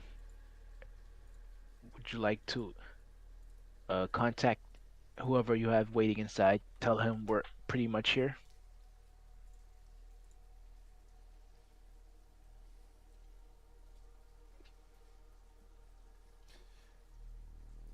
Yeah. Who it was again? I didn't name him. You didn't get a name. You were just told there's probably going to be somebody there. Yeah. Oh, we don't even know. You have no idea. You are flying blind, my friends. I forgot about that. Okay, let's go find the bartender. All right. I and turned see. to Sasha. I was like, "Hey, actually, you say you know the manager, correct? Maybe we can talk with him first." Yeah, I probably need to have a word with him to ask if it's okay if I perform for the night. But uh, yeah, where would I generally find Nate? Does he sort of hang out front? Is he bartender, or is he more on like the admin side of things and just hires people to actually do like the people facing type Nate work? Nate definitely prefers to be the guy who's up front and greeting every customer as they come in, at least during the day. When the night's crew starts coming in and things start getting chaotic, he's getting a little old, so he can't really keep up with the night crowd anymore. So he's got a couple of people that usually come in at that particular time, but early in the day, he likes to be the one behind the bar. So Saja is going to walk into the building with a confident smile on his face, with his electric guitar out, and quite energetically strum a chord as he looks at the bar with Nate. Good news! I learned 3 new chords since the last time I performed. Oh, so you know 4. Let's call it 3.5. How you doing, Wee Jung? Yeah, surviving. Well, that's the best anybody can do in this godforsaken hellhole. Yeah. Been hearing all kinds of gossip about this thing that took place last night. I mean, folks in here been telling you about it? I've heard tale about it. Some people told me to watch particular streams and blah blah blah. I'm not really into the whole thing. It's all a bunch of distractions as far as I'm concerned. My focus is on the bar. Distractions. See, now that is my stock and trade. Let's give the people something different to focus on instead of all this, negative news. Is that a proposition? I am saying that I am available if you have some bucks to spread my way. Now, why am I not surprised? Well, I'll say this. This whole thing apparently was very recent, and there's a lot of people still kind of figuring out what to do. I'm guessing there's probably going to be a lot of people coming in, gossiping, all sorts of things. It'd be a good idea to have somebody to help distract the customers, I'd say. It's pretty short notice, but I don't really have anybody else scheduled for tonight. If you want, you can feel free. Tell you what, I'll go ahead and pay you a 200 stipend for the night. And if I get any extra tips to send your way from the customers, I'll let you know. Yeah, that'll be the day. It's more the bartenders you got to worry about, because sometimes they get extra money that's supposed to go your way and they don't let me know. Everybody's got to watch their own back in this world. That's one of the first things I learned. I don't begrudge him. Still, I have made a kind of conditional promise to some acquaintances I made who have come to see me perform. They want me to put on something loud. Now, loud can go a couple of different ways, and given the vibe right now, would a fuck the police style everybody gets drunk night be amenable, or would you prefer something a bit more chill but loud? I think the fuck the police thing is kind of a little bit too hot right now. I'm sure it'd go down well with the customers, but I don't like the idea where that'll end up taking the night. You know what I'm saying? I get you. And you're the man with the money, so you're the boss. Who are your friends? And so he's just going to look back over his shoulder. And then, seeing that, And just realized I didn't actually ask their names. oh yeah, we knew your name, but that's fine. We asked your name, but you didn't. Bunch of professionals in this crew, let me tell you. This is Eyes and Sword. It's Jack. See, It's I was Jack. thinking Sparkles and Metal Man personally, but it works. It's Jack. Igni and Jack. Okay. What can I do for you guys? Okay, out of character kind of thing. I may have misunderstood the operator ability. Okay. Uh, it says I would have some contacts with like a minor politician, a henchman from a gang, or you know, people well known in the neighborhood. Yes. But I don't know. Uh, oh, that's right. You said to send word ahead that you were coming. Yeah. So actually, he would know Igny's name as a result of our boy. I forgot. That's on me. Yep. So, rewinding a second. Igny. That name sounds familiar. I'm pretty sure Junior called about you. Said you were coming in looking for some work and such. Yeah, to be honest, I was thinking there should be a lot of people planning stuff. You Well, know, uh, it's a bit of a. It's not that I don't have somebody who can do something for you. It's more along the lines of I don't know if I really want to bother her. Hearing that's like Jack asks, why not? Uh, no. Hey, come on, we are invited here. I mean, well, do I roll persuasion or something? I've got a real old customer here who's been very loyal to me for the past, well, let's say ever since this place has been under my management. And even before then. And she's what I would refer to as a VIP. I don't really want to make her feel as if I'm using her as a connection, exploiting her to any degree. She's a customer, and I just want her to feel like that. You know what I'm saying? Understandable. Then how about this? We just approach her then. Nothing to do with you. We'll just see if she has anything for us. I mean, you said she's looking for a job, right? Or she has jobs. Yeah, she So, likely does, yeah. Ah, he looks somewhat uncertain as to this. I don't know if I really should. uh, Hey, I mean, I'm new around town, but you don't really have to like tell her we heard about it from you. But uh, you know, we would know her, right? Like, You someone told might, me. you might. You don't look like you're from around these parts, so maybe you're not familiar with the sort of local legends and such. But Lundy, as he's talking, can I use my human perception to like see if he's looking at the direction of the person he's trying to not tell us who it is? Can I like you perceive who he's can, looking? but I will tell you that he's not looking in their direction. He's kind of more like glancing to the ground and then back up to you, like somewhat nervously. Okay, okay. Hmm. Then Um, go ahead and roll me. Let's call it a conversation, Igny.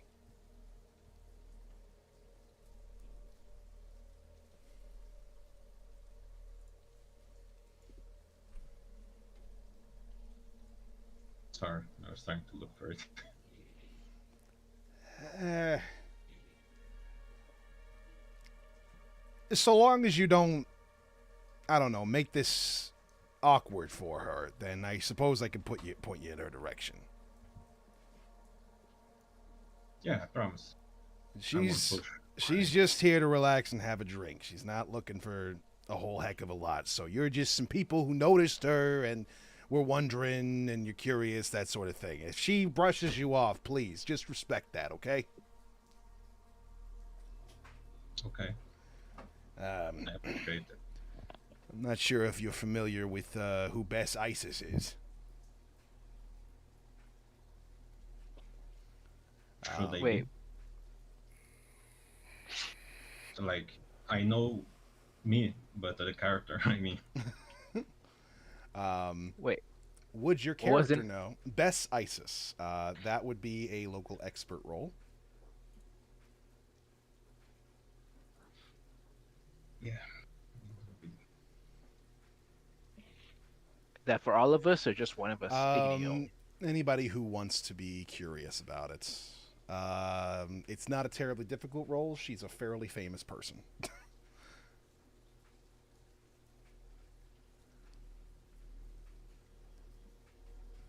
Yeah, all of you are aware who Bess Isis is.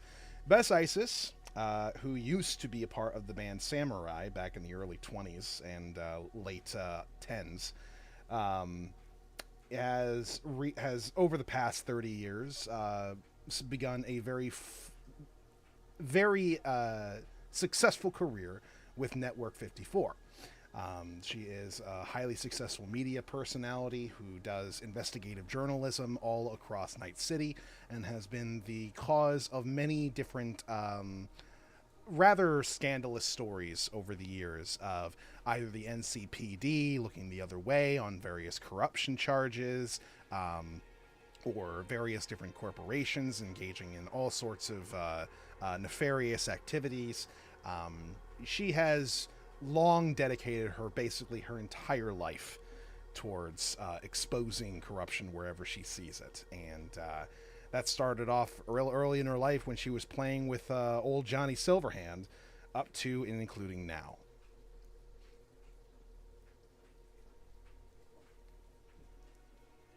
Ooh, okay. So we all know. It's like I turned to Sasha. So, I guess so. She'd be like a rock star to you if she was part of Samurai.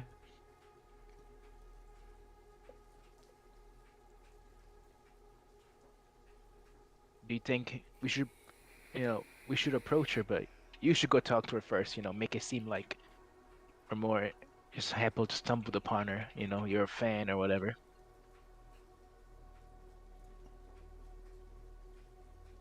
I mean, I think I can do that too. I know some of the therapies, and like, Well, there you go.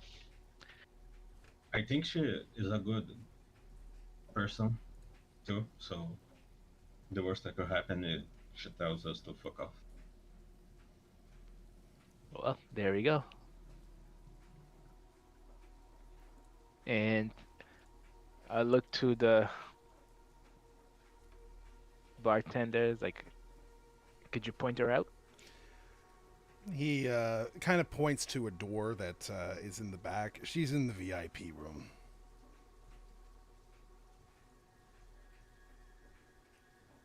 Thank you. So how about just me and Sasha get in the room? I like, no offense, but you don't look like a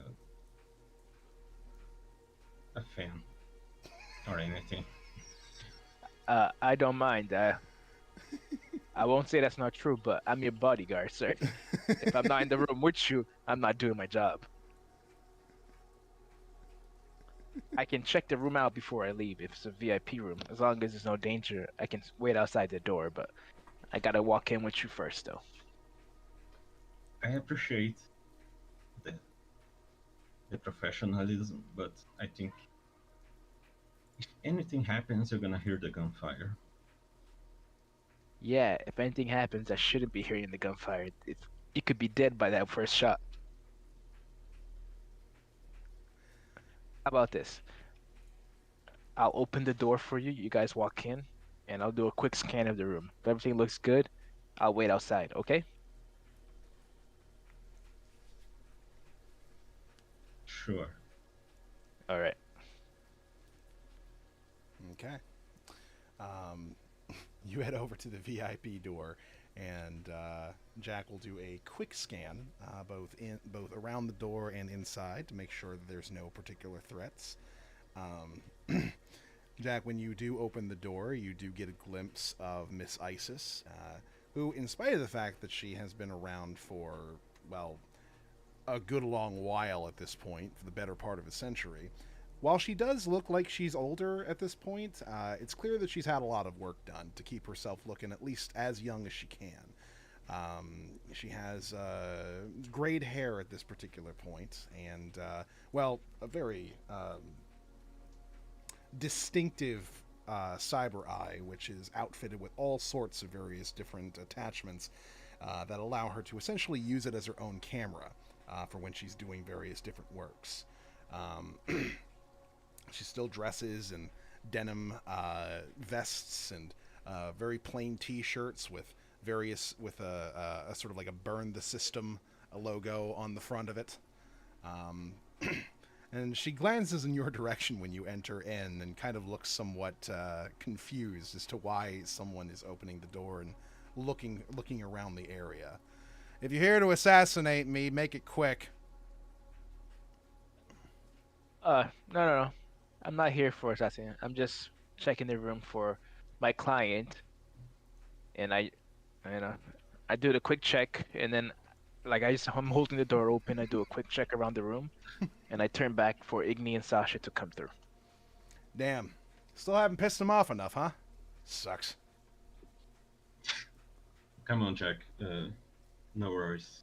He's a bit overprotective, but I mean, Yeah. Personal bodyguards. I understand how it is. I've had a few in my time. None of them were able to keep up with me, though. Maybe yours will do a little bit better. he seems to be very good. I'm Agandi, by the way. It's a pleasure to meet you. Nice to meet you too, Igni. Is there a particular reason why you're here? Well, I was curious about some stuff that happened yesterday, and as of luck, you were here. And I think if anyone would be looking into it, it would be you. I mean, Are you talking about that dead kid that the Oh, Nomad was exactly. driving around? yeah, I heard about some stuff. I'm not sure what's true, but would you be looking for people to investigate? Well, I've been somewhat curious about the story, but I kind of tend to work on my own. Then again, it's getting hard to get from place to place these days. You could probably use a couple extra eyes and ears if you're willing to help out. Yeah, of course. Your meat jumping story was, you know, you're really good at your job. And it feels like you are someone I could be proud to work for, you know? It's hard to find people like that.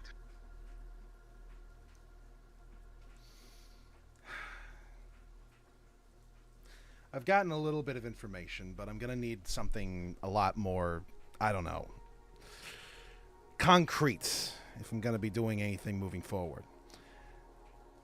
What I do know is that the police aren't being terribly honest with the public about what happened yesterday. So, I wanted to show that they did a little bit of a cover-up. Here's what we're going to do, or here's what I need you to do, if this is something which is within your skill set. You can say yes or no to it, whatever. What I need is either some sort of agent, or if you've got a netrunner you have access to, that'd be even better, getting access to the NCPD and seeing what all information that they actually have on that dead kid. I want to know when his disappearance was reported, how quickly they went on it, what exactly they found out about him, as well as the people who killed him. And I need to know what they plan to do about this information. Because right now, it seems like they're just using it as an excuse to tell everybody to stay indoors. Which I'm not a fan of.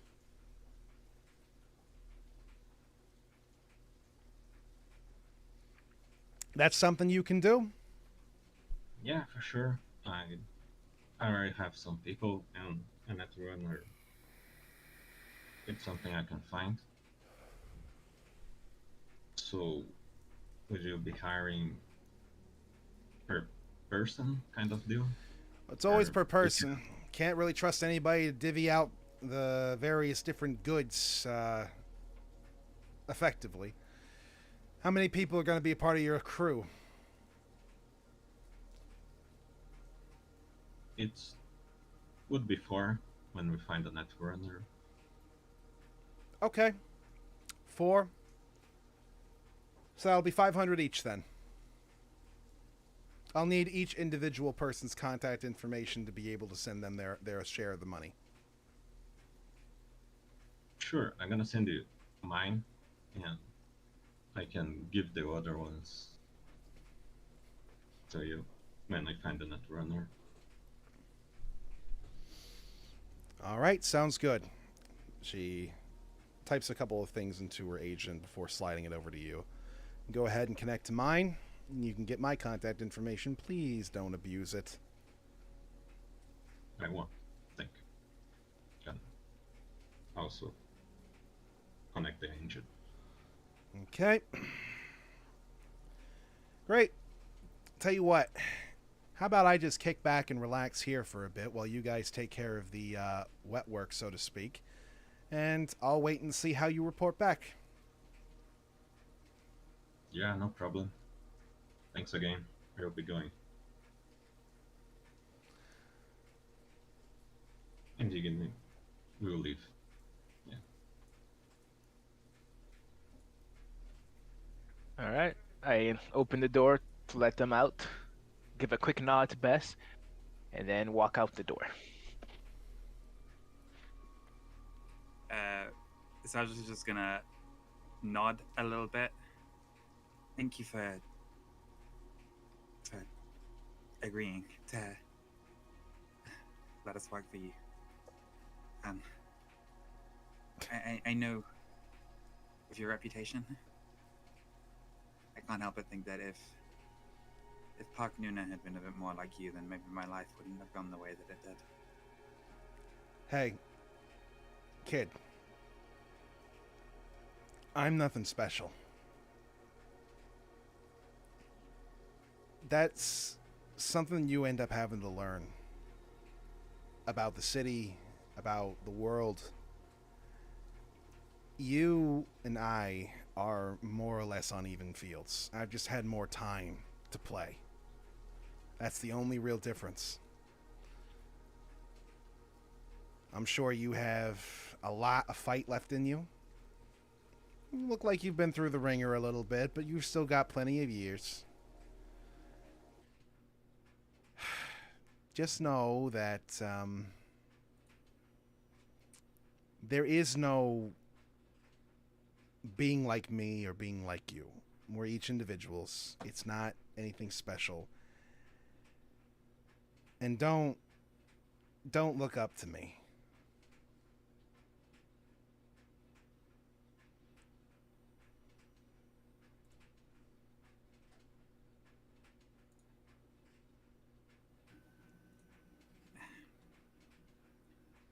Like you said, I have years left, but Jongsu doesn't. And I need to make that right. I need to make them pay for what they did to him. So thank you for your advice. I'll keep it in mind. And you're right. There's a lot left fighting still to do. We're gonna hold them to account.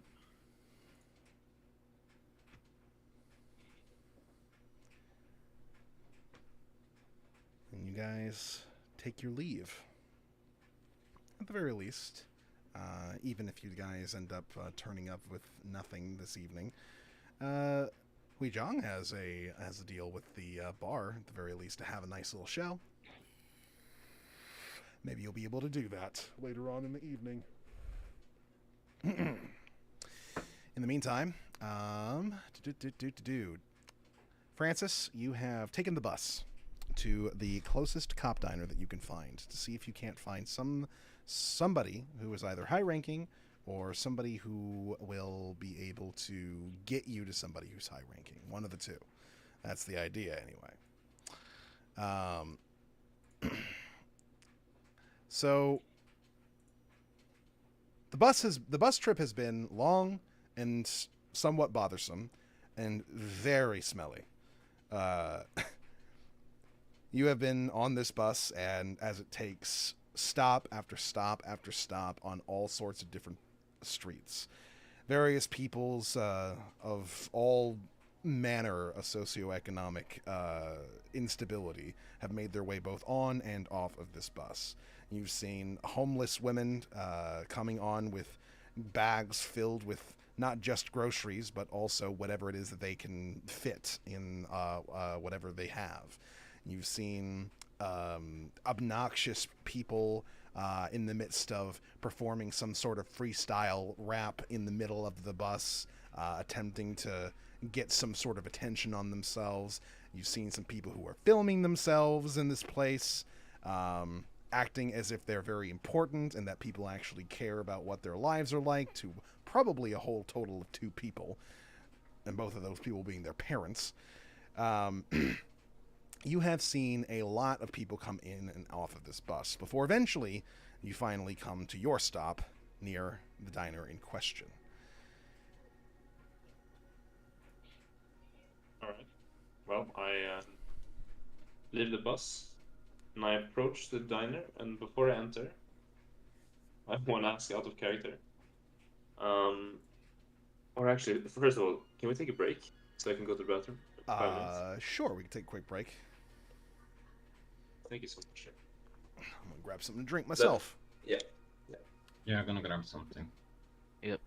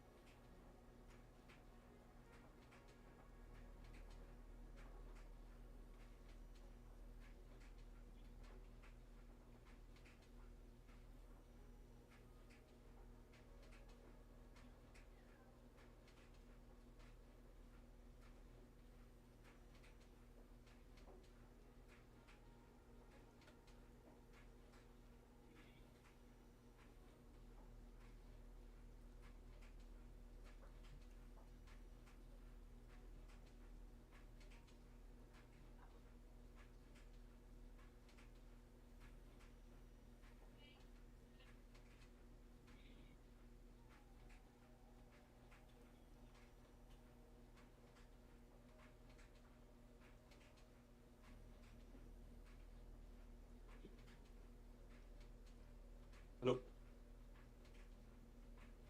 Okay.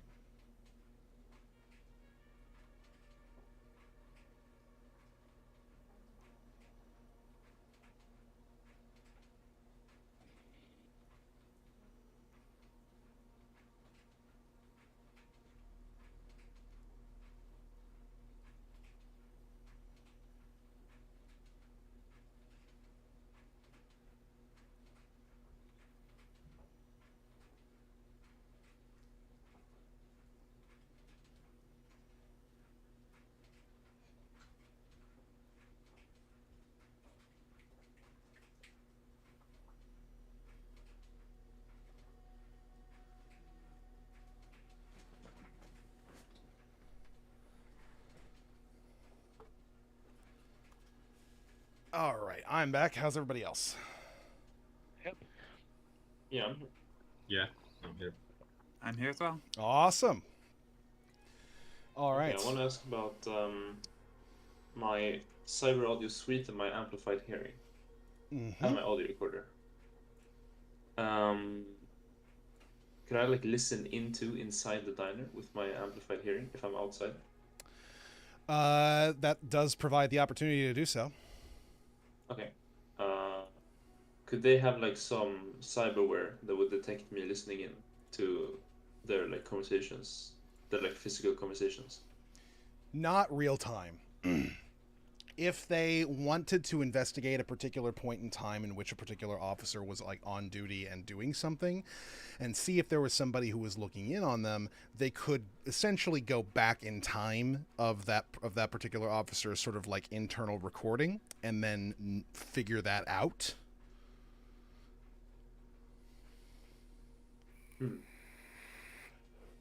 Well, what I'll begin with doing is I'll hang out a few meters away from the diner. Maybe if there's like a bench I can sit at, or like I can like lean against something, so it looks like I'm just chilling. Sounds then I'll good. listen inside the diner for any casual conversations. Okay. And see if anyone is mentioning the names of Santos and um, Waters, and if anyone seems to be like friends of them. Go ahead and give me a perception. Make sure to add a +2 into the mods to indicate your cyberware enhancement. Okay. Perception mods 2. Go for it. Okay. Yeah, you start tuning in to the best of your ability on the interior of the diner. It's difficult to kind of like focus entirely on one thing, especially when you're outside and there's people walking by, talking to each other, those sorts of things. So you're trying to tune all that stuff out as you're listening inside. There are a decent amount of people who are inside having various different types of conversations, and you're just kind of scanning each one to see if anybody's saying any sort of key words. When eventually one person says the name Santos, which lets you know to listen to that particular voice, and you kind of pay attention to the rhythm of conversation to see if they're speaking to somebody else and who that person is and what their voice sounds like as you begin to tune into that as well. And you focus entirely on that particular conversation. As one of them says, Santos is in absolute shit right now. Yeah, Waters is pissed. I mean, did you see he said to call for us to just set up checkpoints the moment he started that chase? Yeah, I mean, what were we supposed to do? Just does he think that we can just automatically do that? I don't even know. I guess he probably got spooked. You think he ever chased a nomad before? Well, he knows not to do no now. Yeah. Waters is probably going to chew him out. And I can't wait to hear it. I can't wait to hear all about it. That internal memo is going to be amazing. I want to see what Santos's report was. I want to see if he does any sort of like passive aggressive snipes. You know what I'm saying? You know, well, I caught the perpetrators in the act and immediately informed, as per the rule book, my immediate superior officer as to the fact that I found them and requested, as per the rule book, checkpoints to be set up around the entirety of Night City. My immediate officer then called me an idiot.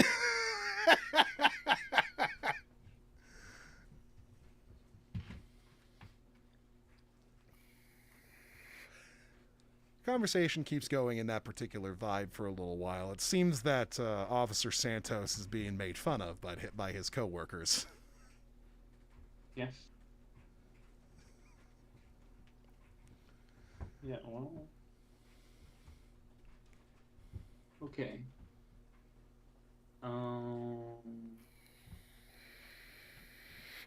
What to do? How late is it into the day? It's probably about at this point, probably about like 3-4 o'clock. Okay. When will people start dropping into like nightclubs and stuff? Probably within the next couple of hours.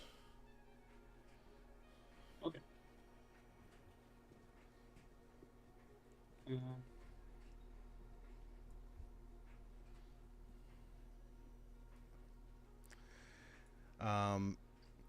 The conversation between those two dies down after a bit of time, and then there is a bit of a scrambling sound that you hear, as if like a radio is kicking on, and something is said, but it's very garbled.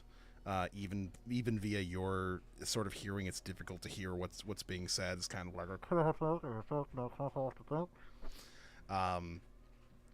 and both of the voices start talking again. Ah, God. I am not looking forward to this. Yeah, me neither. Gotta corral all the ne'er-do-wells. Maybe they won't do anything. It was the last time they had a concert and they didn't do anything. Are you sure it's a concert? I thought it was supposed to be a demonstration or like a speech or something. Well, like one of those rights guys going up and giving a speech. I think so. Huh. Poor fucker.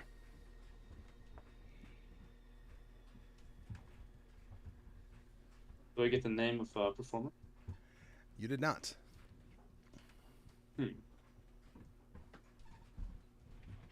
Okay. Agent. Any concerts coming up tonight? No In the concert area? currently scheduled for the area, sir. There is, however, a demonstration which is being organized. It has been difficult to find any listings of who is going to be a part of the demonstration. It appears to have been placed together last minute. Where is it taking place? Do you know?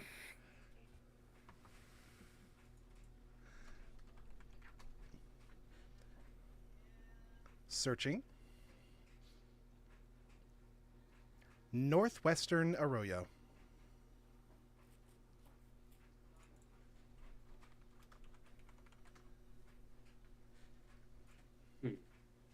Is it already sort of congregating? Not yet, sir. Start time Okay. is 5 p.m. How far to Northwestern Arroyo? From where you are right now, it is only a 30-minute walk. Agent, call Echo. Calling Echo. There's Echo's ringtone is somewhat Zoomer-ish, one might say, in terms of the fact that the moment that it begins calling him, you hear before eventually it is interrupted by Echo saying hello. Echo, Yes, sir. meet me at Northwestern Arroyo. 30 minutes. I don't know if I can get there in 30 minutes, sir. It's probably gonna take me a bit. Well, do your best. Okay. Just get there as soon as possible. Okay? Should I clock out or? Yeah, Okay. it's fine. Don't worry about it. Is this overtime? No. Okay. But you'll do it anyways, right? I guess. Sure. If you ask me to. Don't worry, Echo. I see what you do. Well, yeah, but I mean, okay. You know what? Never mind. It's fine. I'll be down. Thank you. Thank you so much. And I'll take the walk there. And you make your way towards Northwestern Arroyo. Now, Igni, Jack, Huijong, you guys have been asking around a little bit to see if you can't find some information as to the various officers who were involved in the investigation. The main folks don't really have too much of an idea. there was one guy who managed to tell you guys that apparently the guy who was chasing the nomad himself was named Santos, or at the very least that's the name that they got, but they're not entirely certain as to how connected he is to the whole thing. And in the midst of your investigation, you are informed by a passerby who kind of looks to all of you, looking as distinctive as you all do, and gives a big wide grin as he says, "You guys going to the demonstration?"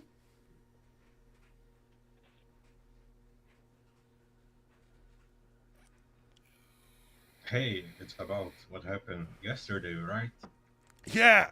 There's going to be loads of people. We're all going to go down there. We're going to be some speakers, and they're going to be like super big, and they're going to tell everybody what's up, tell us the truth, and it's going to be a big old thing. I think they might get some bands to play, but I'm not entirely sure because the whole thing was pretty much thrown together today. That sounds awesome. Yeah, I mean, I'm not completely sure exactly where it is yet. Like, people have been talking about it, but Oh yeah, it's gonna be covering the whole northwest of Arroyo. It's gonna be a big fucking event, dude. Well, I guess it was gonna be easy to find them. Hear that, Sasha? Maybe it's an opportunity for you to play something. Yeah. Hey, if I can get up on stage and perform, I can tell everyone to come on down to the bar afterwards for a drink. Direct some traffic, Nate's way. Maybe I'll actually earn some tips for once.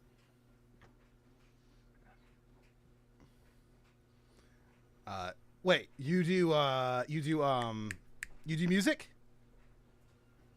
I do music, I do dance. I've been learning guitar. I'm getting pretty good. I've got 3 3/4 chords down. All right, what sort of sound do you have? Well, generally I came up in the K-pop scene, but I'm pretty flexible. I'm trying to expand my range, you know? Try to cater to the audience, give them what they want. All right, fair enough. You know, when I get down there, I might, I don't know, take a look around, see if anybody is interested in like having somebody up there, things like that. I don't know. I'll see what I can do on my front. What's your name? Sasha. Sasha, gotcha. He goes up for a high five. I will give him a high five. All right, cool, dude. Snaps his fingers. I'll see you, Chumbas, right down there at the demonstration. I'll easily be able to pick you out of a crowd. Look at you. Gotcha. See you, John. Is there some kind of role I can make to see if this guy is like as good as his word? Does he have any actual influence, or is he kind of just like posing as a fixer? Streetwise.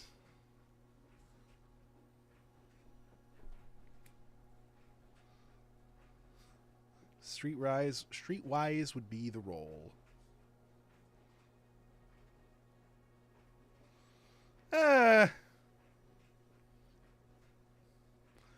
Maybe not. He looks like someone who's just kind of drumming up support. He might have been hired to see if people are going to be coming and inviting people. But whether or not he actually has any influence over who's going to be performing or speaking at the event is another question entirely.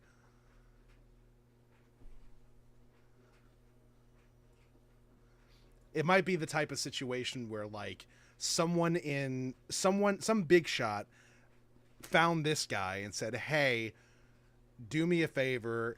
Here's €50. Go get some folks together. We're doing a thing." And then he's now in his mind like, "I know a big shot. I can talk to him, and I've got an in now. I've got a door." That might be more along the lines of what's going on here. So, where is the NCPD like precinct? I guess. the police department covers the entirety of Night City, like officially. They do have a prison in Central Arroyo, um, but it is not exactly like where their headquarters is located. That's more along the lines of Vista del Rey. Is there like something of significance north of where the protest is gonna be? Um, there is no police department near where that's supposed to be, um, but there likely will be a heavy police presence as a result of a large demonstration being done.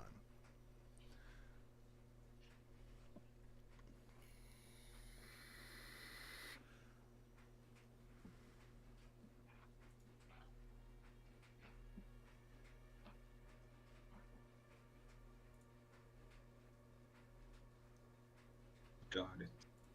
Um, so, Saja, when you mentioned you decided to split from your previous group, it was because someone died. If I heard what you're talking about with Bess, is No, no. That happened after I left. It was and the people who did it had something to do with it.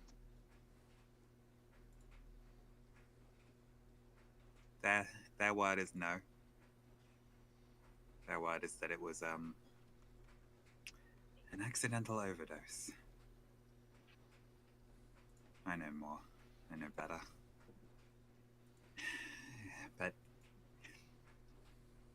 they're corporate, you know. Oh, They're out of my reach right now. So all I can try to do is build myself back to a position where I can actually take a swing at them, you know? yeah, I know what you mean. Trust me. But for the moment, we have work to do. We get 500 euro bucks if we can. What are we doing exactly? Getting best wanted information on the from the cops, I believe, GCPD. She wanted us to know what they knew about, if I'm remembering that correctly. That she thinks there's some kind of cover up going on, that there's something they're not telling people. They're definitely hiding information. She wants to know Yeah. what that information is. I mean, we need to find a net runner, I think. And there's a chance people in the protest are not friends with the police, you know. And there's So a chance the police will be there, so if I yeah, we mean, have in trouble, we can try to grill an officer or, ask him some questions.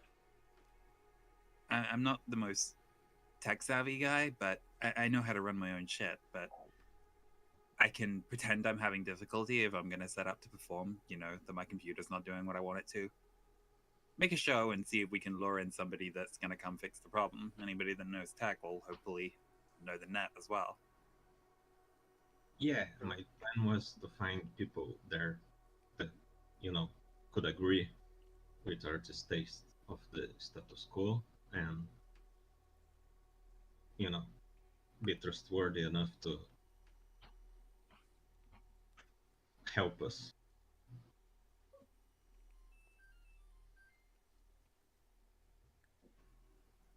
Well, we have 500 euro bucks to offer to anybody that's got the skills necessary. I assume that you'd want to vet them, make sure that you know, they've got the skills to back up what they're saying they can do. At least that's what I think you were doing at the burger joint earlier. You didn't really do that for me. Oh, I guess I showed you I can do vocal riffs, but I can do other stuff as well.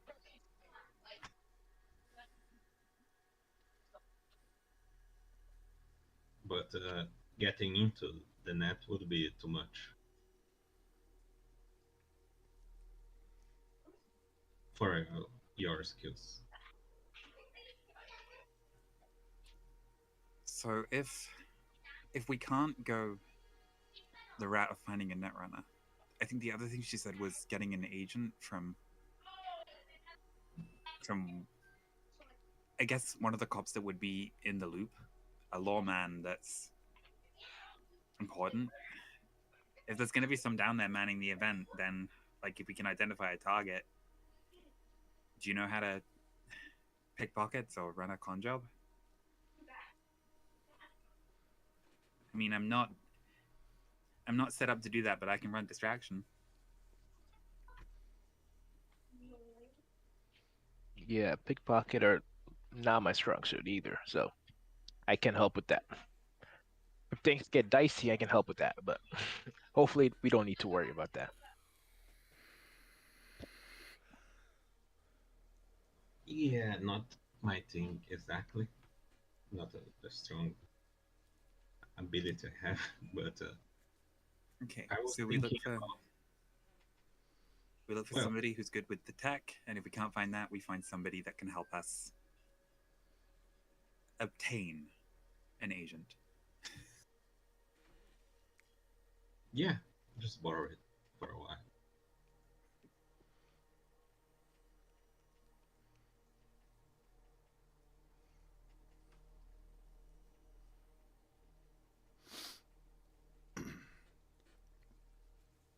Okay. You guys decide to exploit this opportunity to go see if you can't scout out some police officers that might be in the know, who you might be able to swipe something from if they are suitably distracted.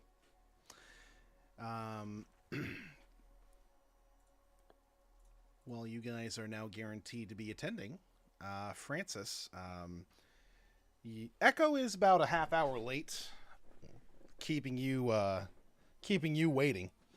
You've already arrived at your destination and you've been there for about a half hour since, and eventually, Echo steps off of a bus and makes his way over to you. His running is somewhat ill-trained. He does not seem to be somebody who is used to physical exertion as he makes his way over to you as quickly as he can. He has a pack on his back with most of his equipment in it as he comes over, kind of panting. Sorry, sir. Buses are slow. I understand. Come take a walk. What are we doing? Well, that's for you to find out. And I will just begin walking around the area. What? Hopefully with Echo by my side. And I want to use my amplified hearing to try and like pick out some keywords that would identify police in the area. So like sir or officer or sergeant, or maybe even like plan or planned, or Santos and Waters. Yeah. You And I just want to take a walk around, listen around. you walk around the area for a little bit. There are people who have begun trickling in. The crowd is probably not going to be the size that was predicted, at least by some people.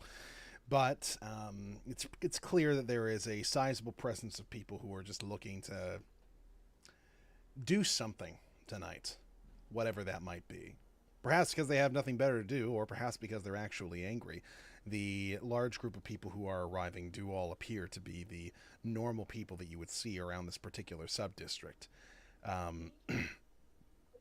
You've got workers of all sorts who are starting to gather around, starting to talk, and your amplified hearing can do really well in any small scenario where you're trying to isolate individual people, but As the crowd starts getting louder and louder and larger and larger, it starts to become pretty much impossible for you to isolate just about any one individual conversation. It's all just noise at this point. Mhm. Okay. Hmm. Um, and I didn't pick up anything before everyone started trickling. Nothing in particular, no. Okay. Uh, all right. I will hang back a little bit away from the crowd. I don't want to be like in the middle of everyone. Uh, and I will chill, see what happens. Something that you do notice pretty quickly is that there has been a fairly prominent stage that's been placed on the corner of the street that this is taking place on. It's pretty ramshackle the way that it's set up, but it is meant to be something which can be put up and taken down within the span of perhaps an hour. Um, it's not a particularly large stage, but it's one that's large enough for at least a small group of people to be able to stand on top of. Um, Something that's a little bit odd and perhaps unexpected is the level of security around the stage.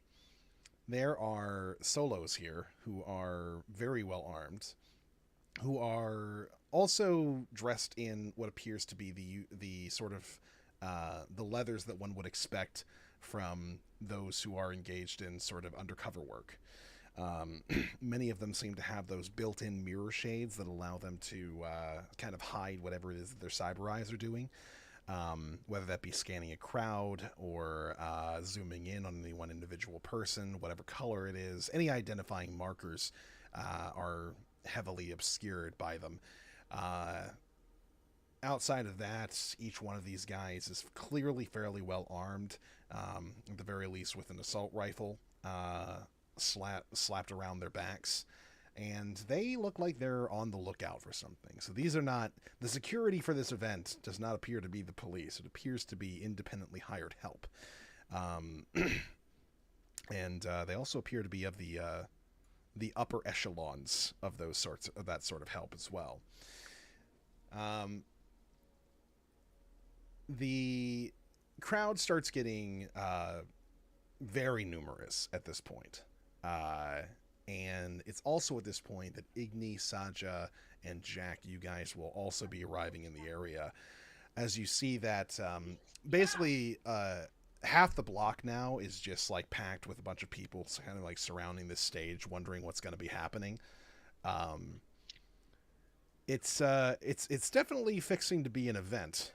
Exactly what sort of event is still left more or less vague.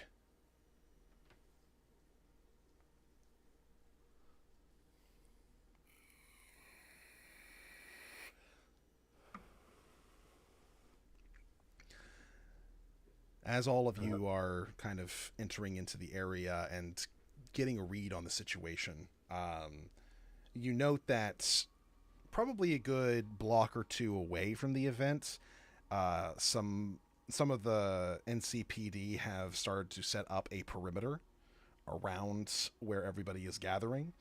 They're not terribly close to you guys, but they are far enough away that they can be seen without interfering necessarily with what's going on.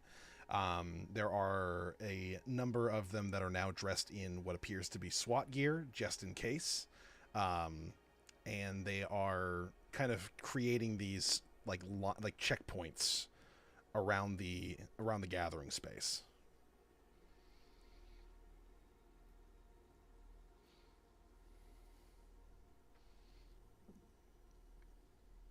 Hmm. So everybody's here at the. So pretty much the whole. Well, we're all here, right? Yes. Okay. So seeing the unexpected amount of possible solos, police officers, I get a little bit nervous. I'm like, well, this concert seems more like a weird trapped by the police? Because seems like there's more arms than actual people here. I turn to Ignis like, um, if we want to find the information, we better do it quickly. I think something's about to go down. And I do a quick check through the whole crowd, keep uh trying to either find someone who looks like they're leading like this possible operation or a net runner, someone who's uncomfortable in a crowd, geeky, carrying a lot of tech equipment, things like that. Yeah, go ahead and give me a perception. Quick question: what's the difference between perception and human perception? The same thing? They're essentially the same thing. If you have any sort of bonuses to human perception, then that would be something that you would put in the mods when you roll perception. So, because my human perception is higher than my perception, so I'm just wondering. Like, Yeah, so yeah, you can roll human perception. That's fine. Can Okay. I go ahead with the plan to be feigning having difficulty with my laptop, trying to get it set up to like run and connect to my amplifier and everything, just acting like I'm having a real like tech crisis to see if that draws the eye of anybody who might be like, oh, maybe I could help, You and maybe I'll can. get paid if I do. Go ahead and give me acting. my gosh, why am I keep rolling my ones? I don't know. I don't know. You're not having any luck right now. Nope.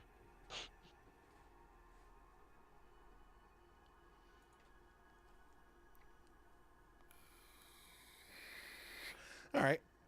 15 on your acting as you're trying to set up what looks like some sort of recording equipment for the event, and you're just, gosh golly, you're just having such a hard time making a big deal out of it.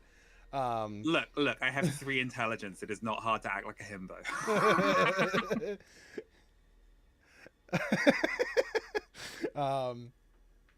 So, Francis, Echo is kind of like somewhat distracted when he's chilling with you, and he seems to be looking over at somebody. And he's looking with a bit of a tilted head before kind of looking to you for a moment. I think, is that? No. I haven't seen him since I was a kid. What is it, Echo? Spit it out. Sorry. There's a guy over there. He kind of looks like a guy I've seen before. He's kind of messing around with some recording equipment. I think he's having some problems. Is he trying to set up something? It looks like it, yeah. And I don't know. He just looks familiar to me. What's he doing? It looks like he's trying to set up like his laptop, maybe to record the whole thing. That's my guess. Suspicious. I mean, it's not that suspicious. I mean, demonstrations like this get recorded by all sorts of types of streamers, but normally they don't bring up that sort of stuff. They usually just use their agents for it.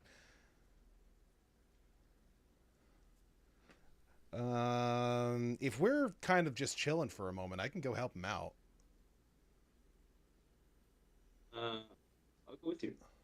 Okay. So Huijang, you are approached by a rather young man with what appears to be a large pack on his back as he comes over to you and he says, "Hey, are you having problems?" Just like rapidly tapping Alt F4. No, it's fine. I've got it. Well, you're so many things aren't even connected the right way. Like if you need help, this is kind of my specialty. I mean, if you could, I don't even know what I've done wrong.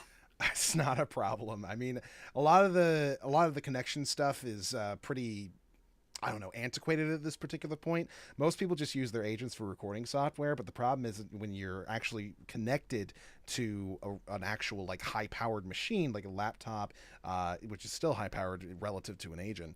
That actually gives you the ability to use phantom power for various different recording software, so it's actually more effective and more efficient to do it that way. If you had, hold on, you are missing at least several different chords. Do you even have an audio interface? Huizhong just like has gone slightly glassy-eyed in the face of so much like techno babble, and is just gonna latch on to like the one thing that he recognizes. Phantom Power. That's one of my favorite The Tragically Hip albums. No, that's not really what I meant, but all right. Look, here. He gets his pack out and he starts taking out some things. I've got backup wires for just about everything. What exactly are you trying to do here?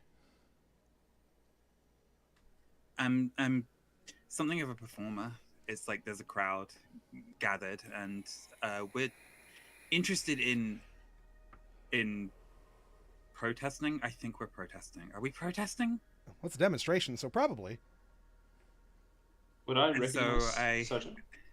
I just want to, you know, give some old-fashioned sort of protest vibes. I've got a guitar, so I can like I've almost mastered 4 chords, so that should cover some, you know, some protest songs. That's 4 more than I know. Would I recognize Sergeant? Give me a local expert. You might. Okay. There. Ooh. There is a current K-pop band known as Zodiac. They have 13 members, all of which named after all the various different members of the Chinese Zodiac. And they are a very popular K-pop band that have been pretty successful worldwide for a very long time. They do tours all the time.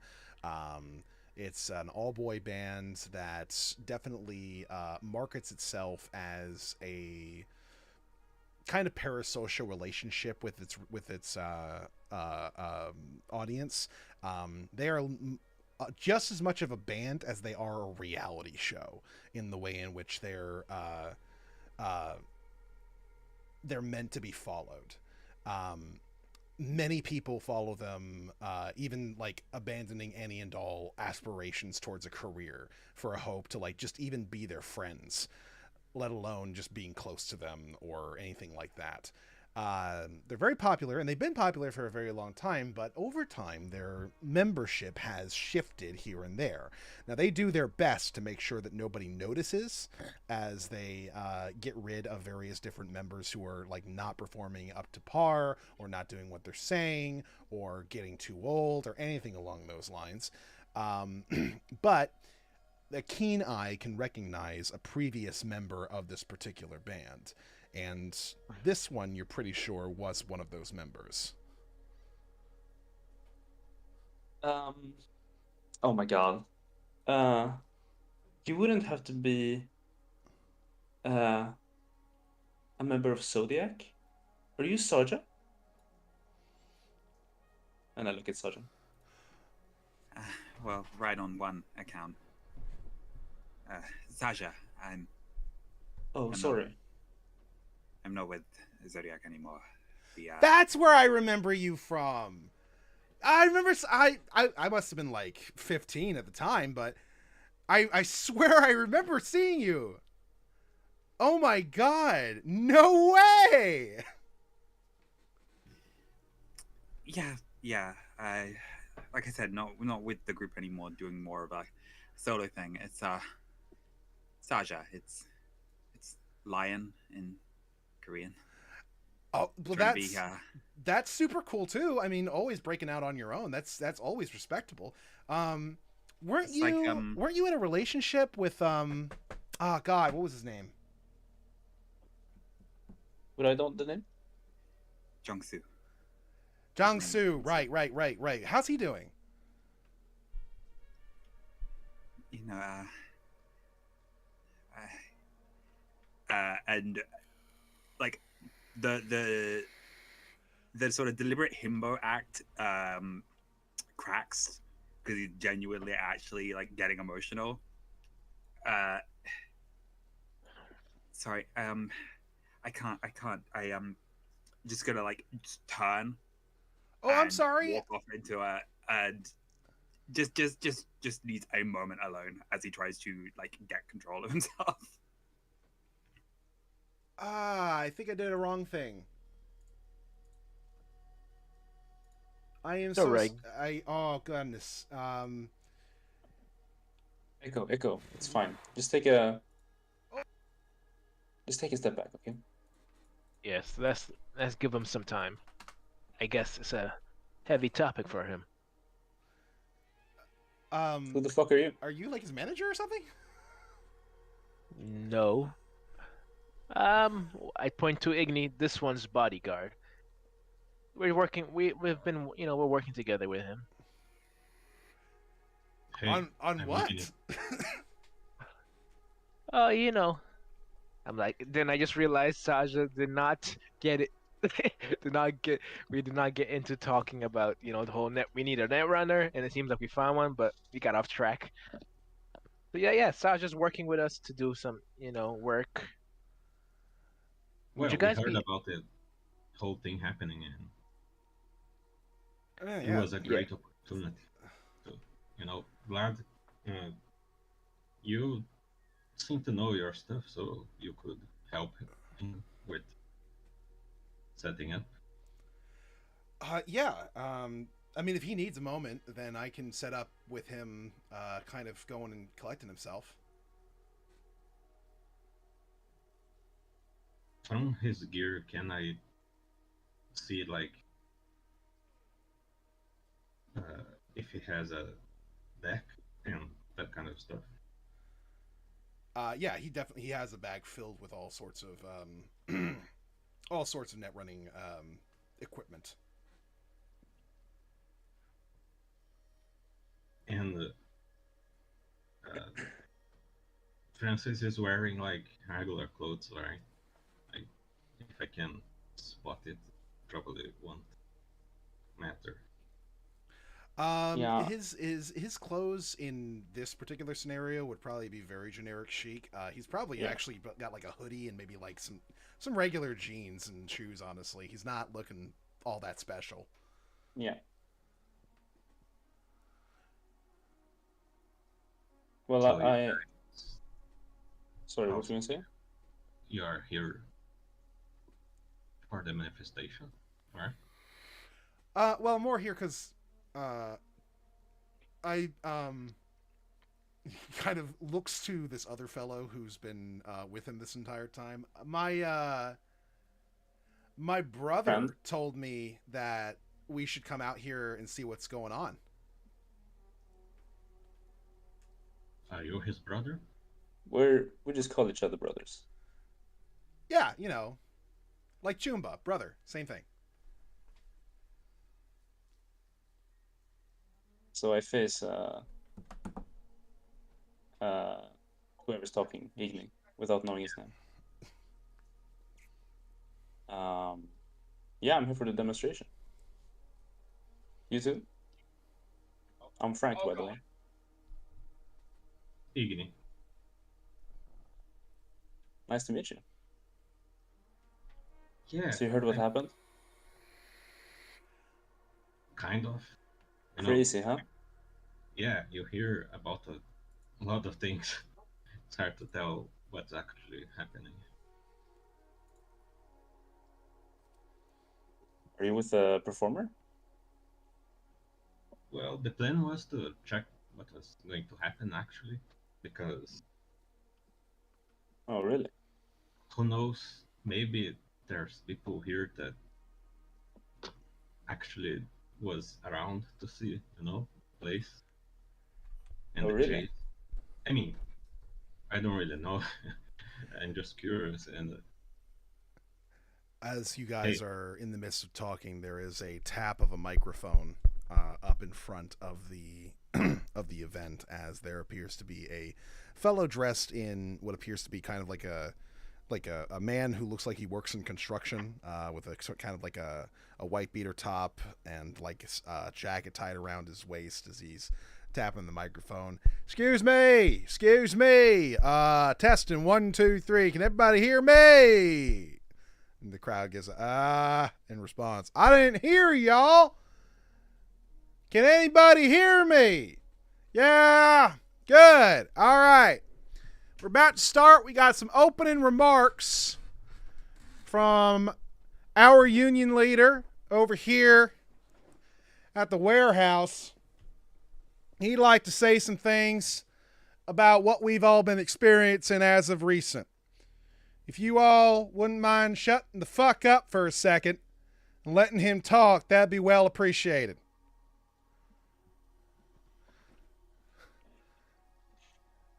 Another fellow kind of takes over the microphone after this one, looking somewhat more professional in his getup, looking like he's got a bit of a suit on. Kind of looks like a bit of an executive of sorts as he takes the microphone and gives a bit of a nod. Thank you, Frank. Frank, everybody. Absolute wonder to have around. Definitely very good at silencing a crowd. Thank you, everybody, for coming. I know that this is very last minute, and I know it's very difficult for people to just kind of make room in their incredibly busy lives for something which is this important. We all see every single day the violence that occurs in Night City. In general. To you, to me, to people that we know, people that we love, people that we work with.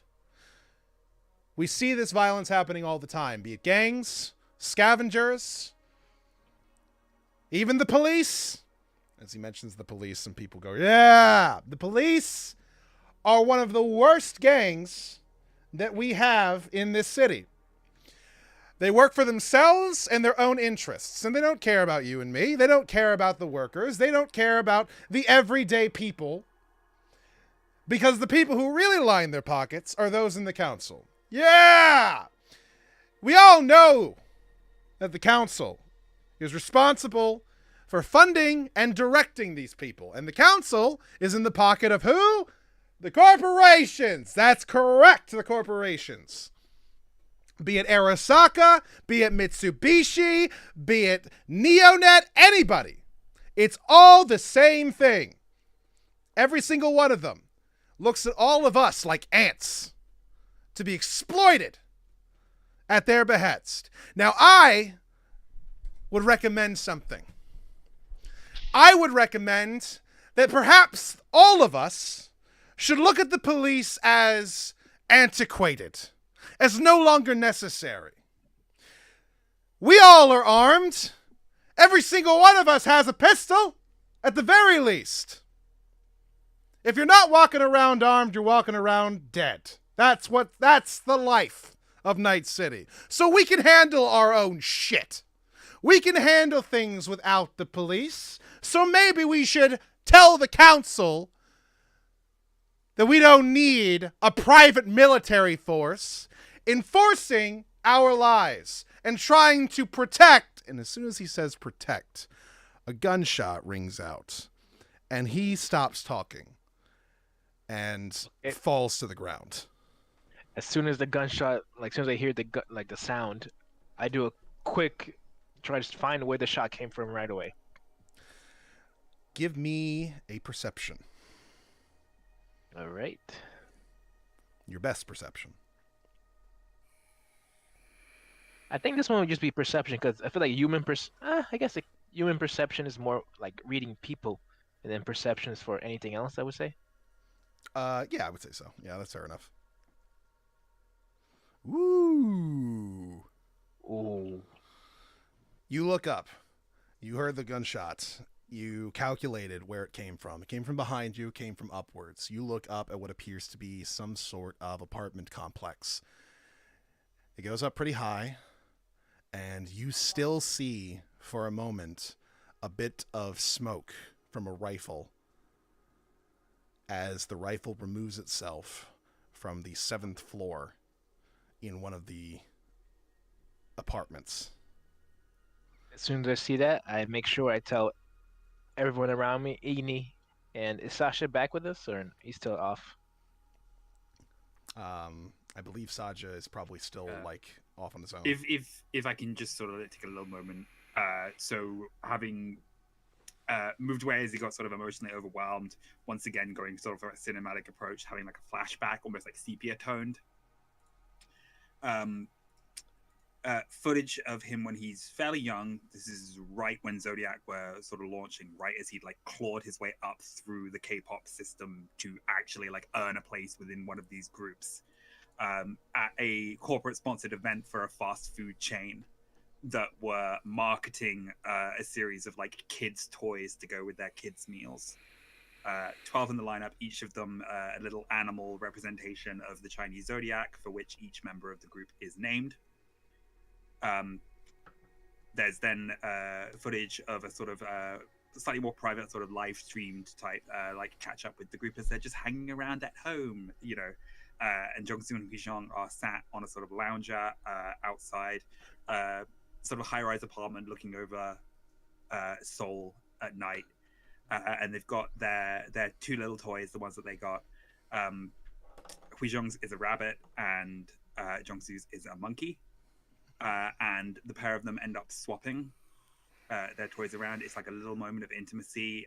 Their little fingers like trace against each other just for a moment. Once again, sort of like pan out of that to in the moment Huizhong is holding the toy that he still carries in his hand. It's now very battered and worn. It is the last sort of trinket and memory that he has. There's a slight beep on his wrist, and he looks down at his biomonitor to see that he is basically having a hypo, which is probably why he was like reacting as emotionally as he did on top of like the emotional trauma. And so he's reaching into his pack to pull out like a little Pez dispenser of little glucose tablets. About to pop one of those when he hears the gunshot go off, and just doesn't even freaking know how to react. He's just like looking around in a haze. Spots that Jack seems to be like more in the know, recalls that he is the bodyguard of the situation, and so it's going to be like, I need to be where he is. As soon as I see that, I point to the building and I mention, all right, I saw the sniper rifle came from the 7th floor of that building. Now, I don't know why he killed that guy. Don't really care. My job is to keep you safe, so I would recommend we leave. Just can I? Did the guy talking was recognizable? The guy who was speaking. And got shot. Real quick, I just want to remember the exact name of the establishment he works for. I'm looking that up. Yes, he is the Kadachi Warehouse union rep for the workers there.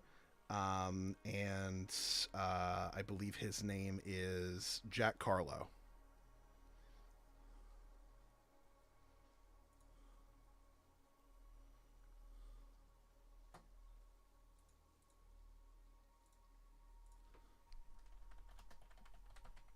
Yeah, we're leaving. I think we have to leave. Perfect. Okay, sir. And then I start moving us out. You know, I'm guessing people are probably gonna start panicking soon, so I move, trying to direct us outside the whole area, find like a safe spot, a couple blocks away, and then we can think what just happened, talk about what just happened. I'll Was follow the Jack. building like close or the building the sniper was? You did not catch any of the details of the sniper, just the edge of the sniper rifle as it was being taken back into the building. And as we're moving out, actually, I want to keep an eye towards that apartment to see if I see the guy, someone walk out or anything like that. You probably wouldn't, because they would like the only way that you'd be able to see is if they either like came back to the window or like started climbing out of the window or something along those lines, and that's not what they're doing. Okay, no problem. With that though, with the assassination having just occurred and you all reacting by saying we got to get the fuck out of here, we're going to go ahead and call the session for today. Before we end, I would like to do a thing that I'm taking from another GM that I highly respect, named Mark, that he does at the end of his games, called Affirmations. What this is a very simple thing, and where I just go through each player and I just ask them to give a moment from somebody else's play that particularly stuck out in their mind, something that they appreciated. These are affirmations, so good things only. Starting at the top, David.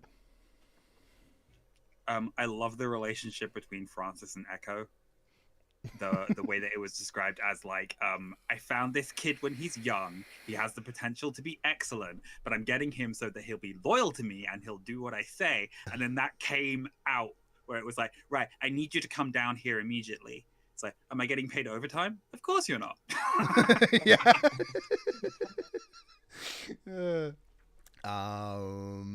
FRA. Yes. Loving the Rocket Boy, Sasha. You know, just your sometimes just the like spontaneity, just randomly walking up to us, walking up to a guy with weapons. It's like, hey, oh, hey, can I join you? Just the randomness in it was awesome, perfect.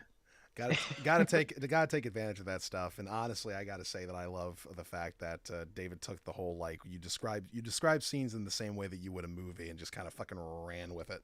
I love it. It's just so good.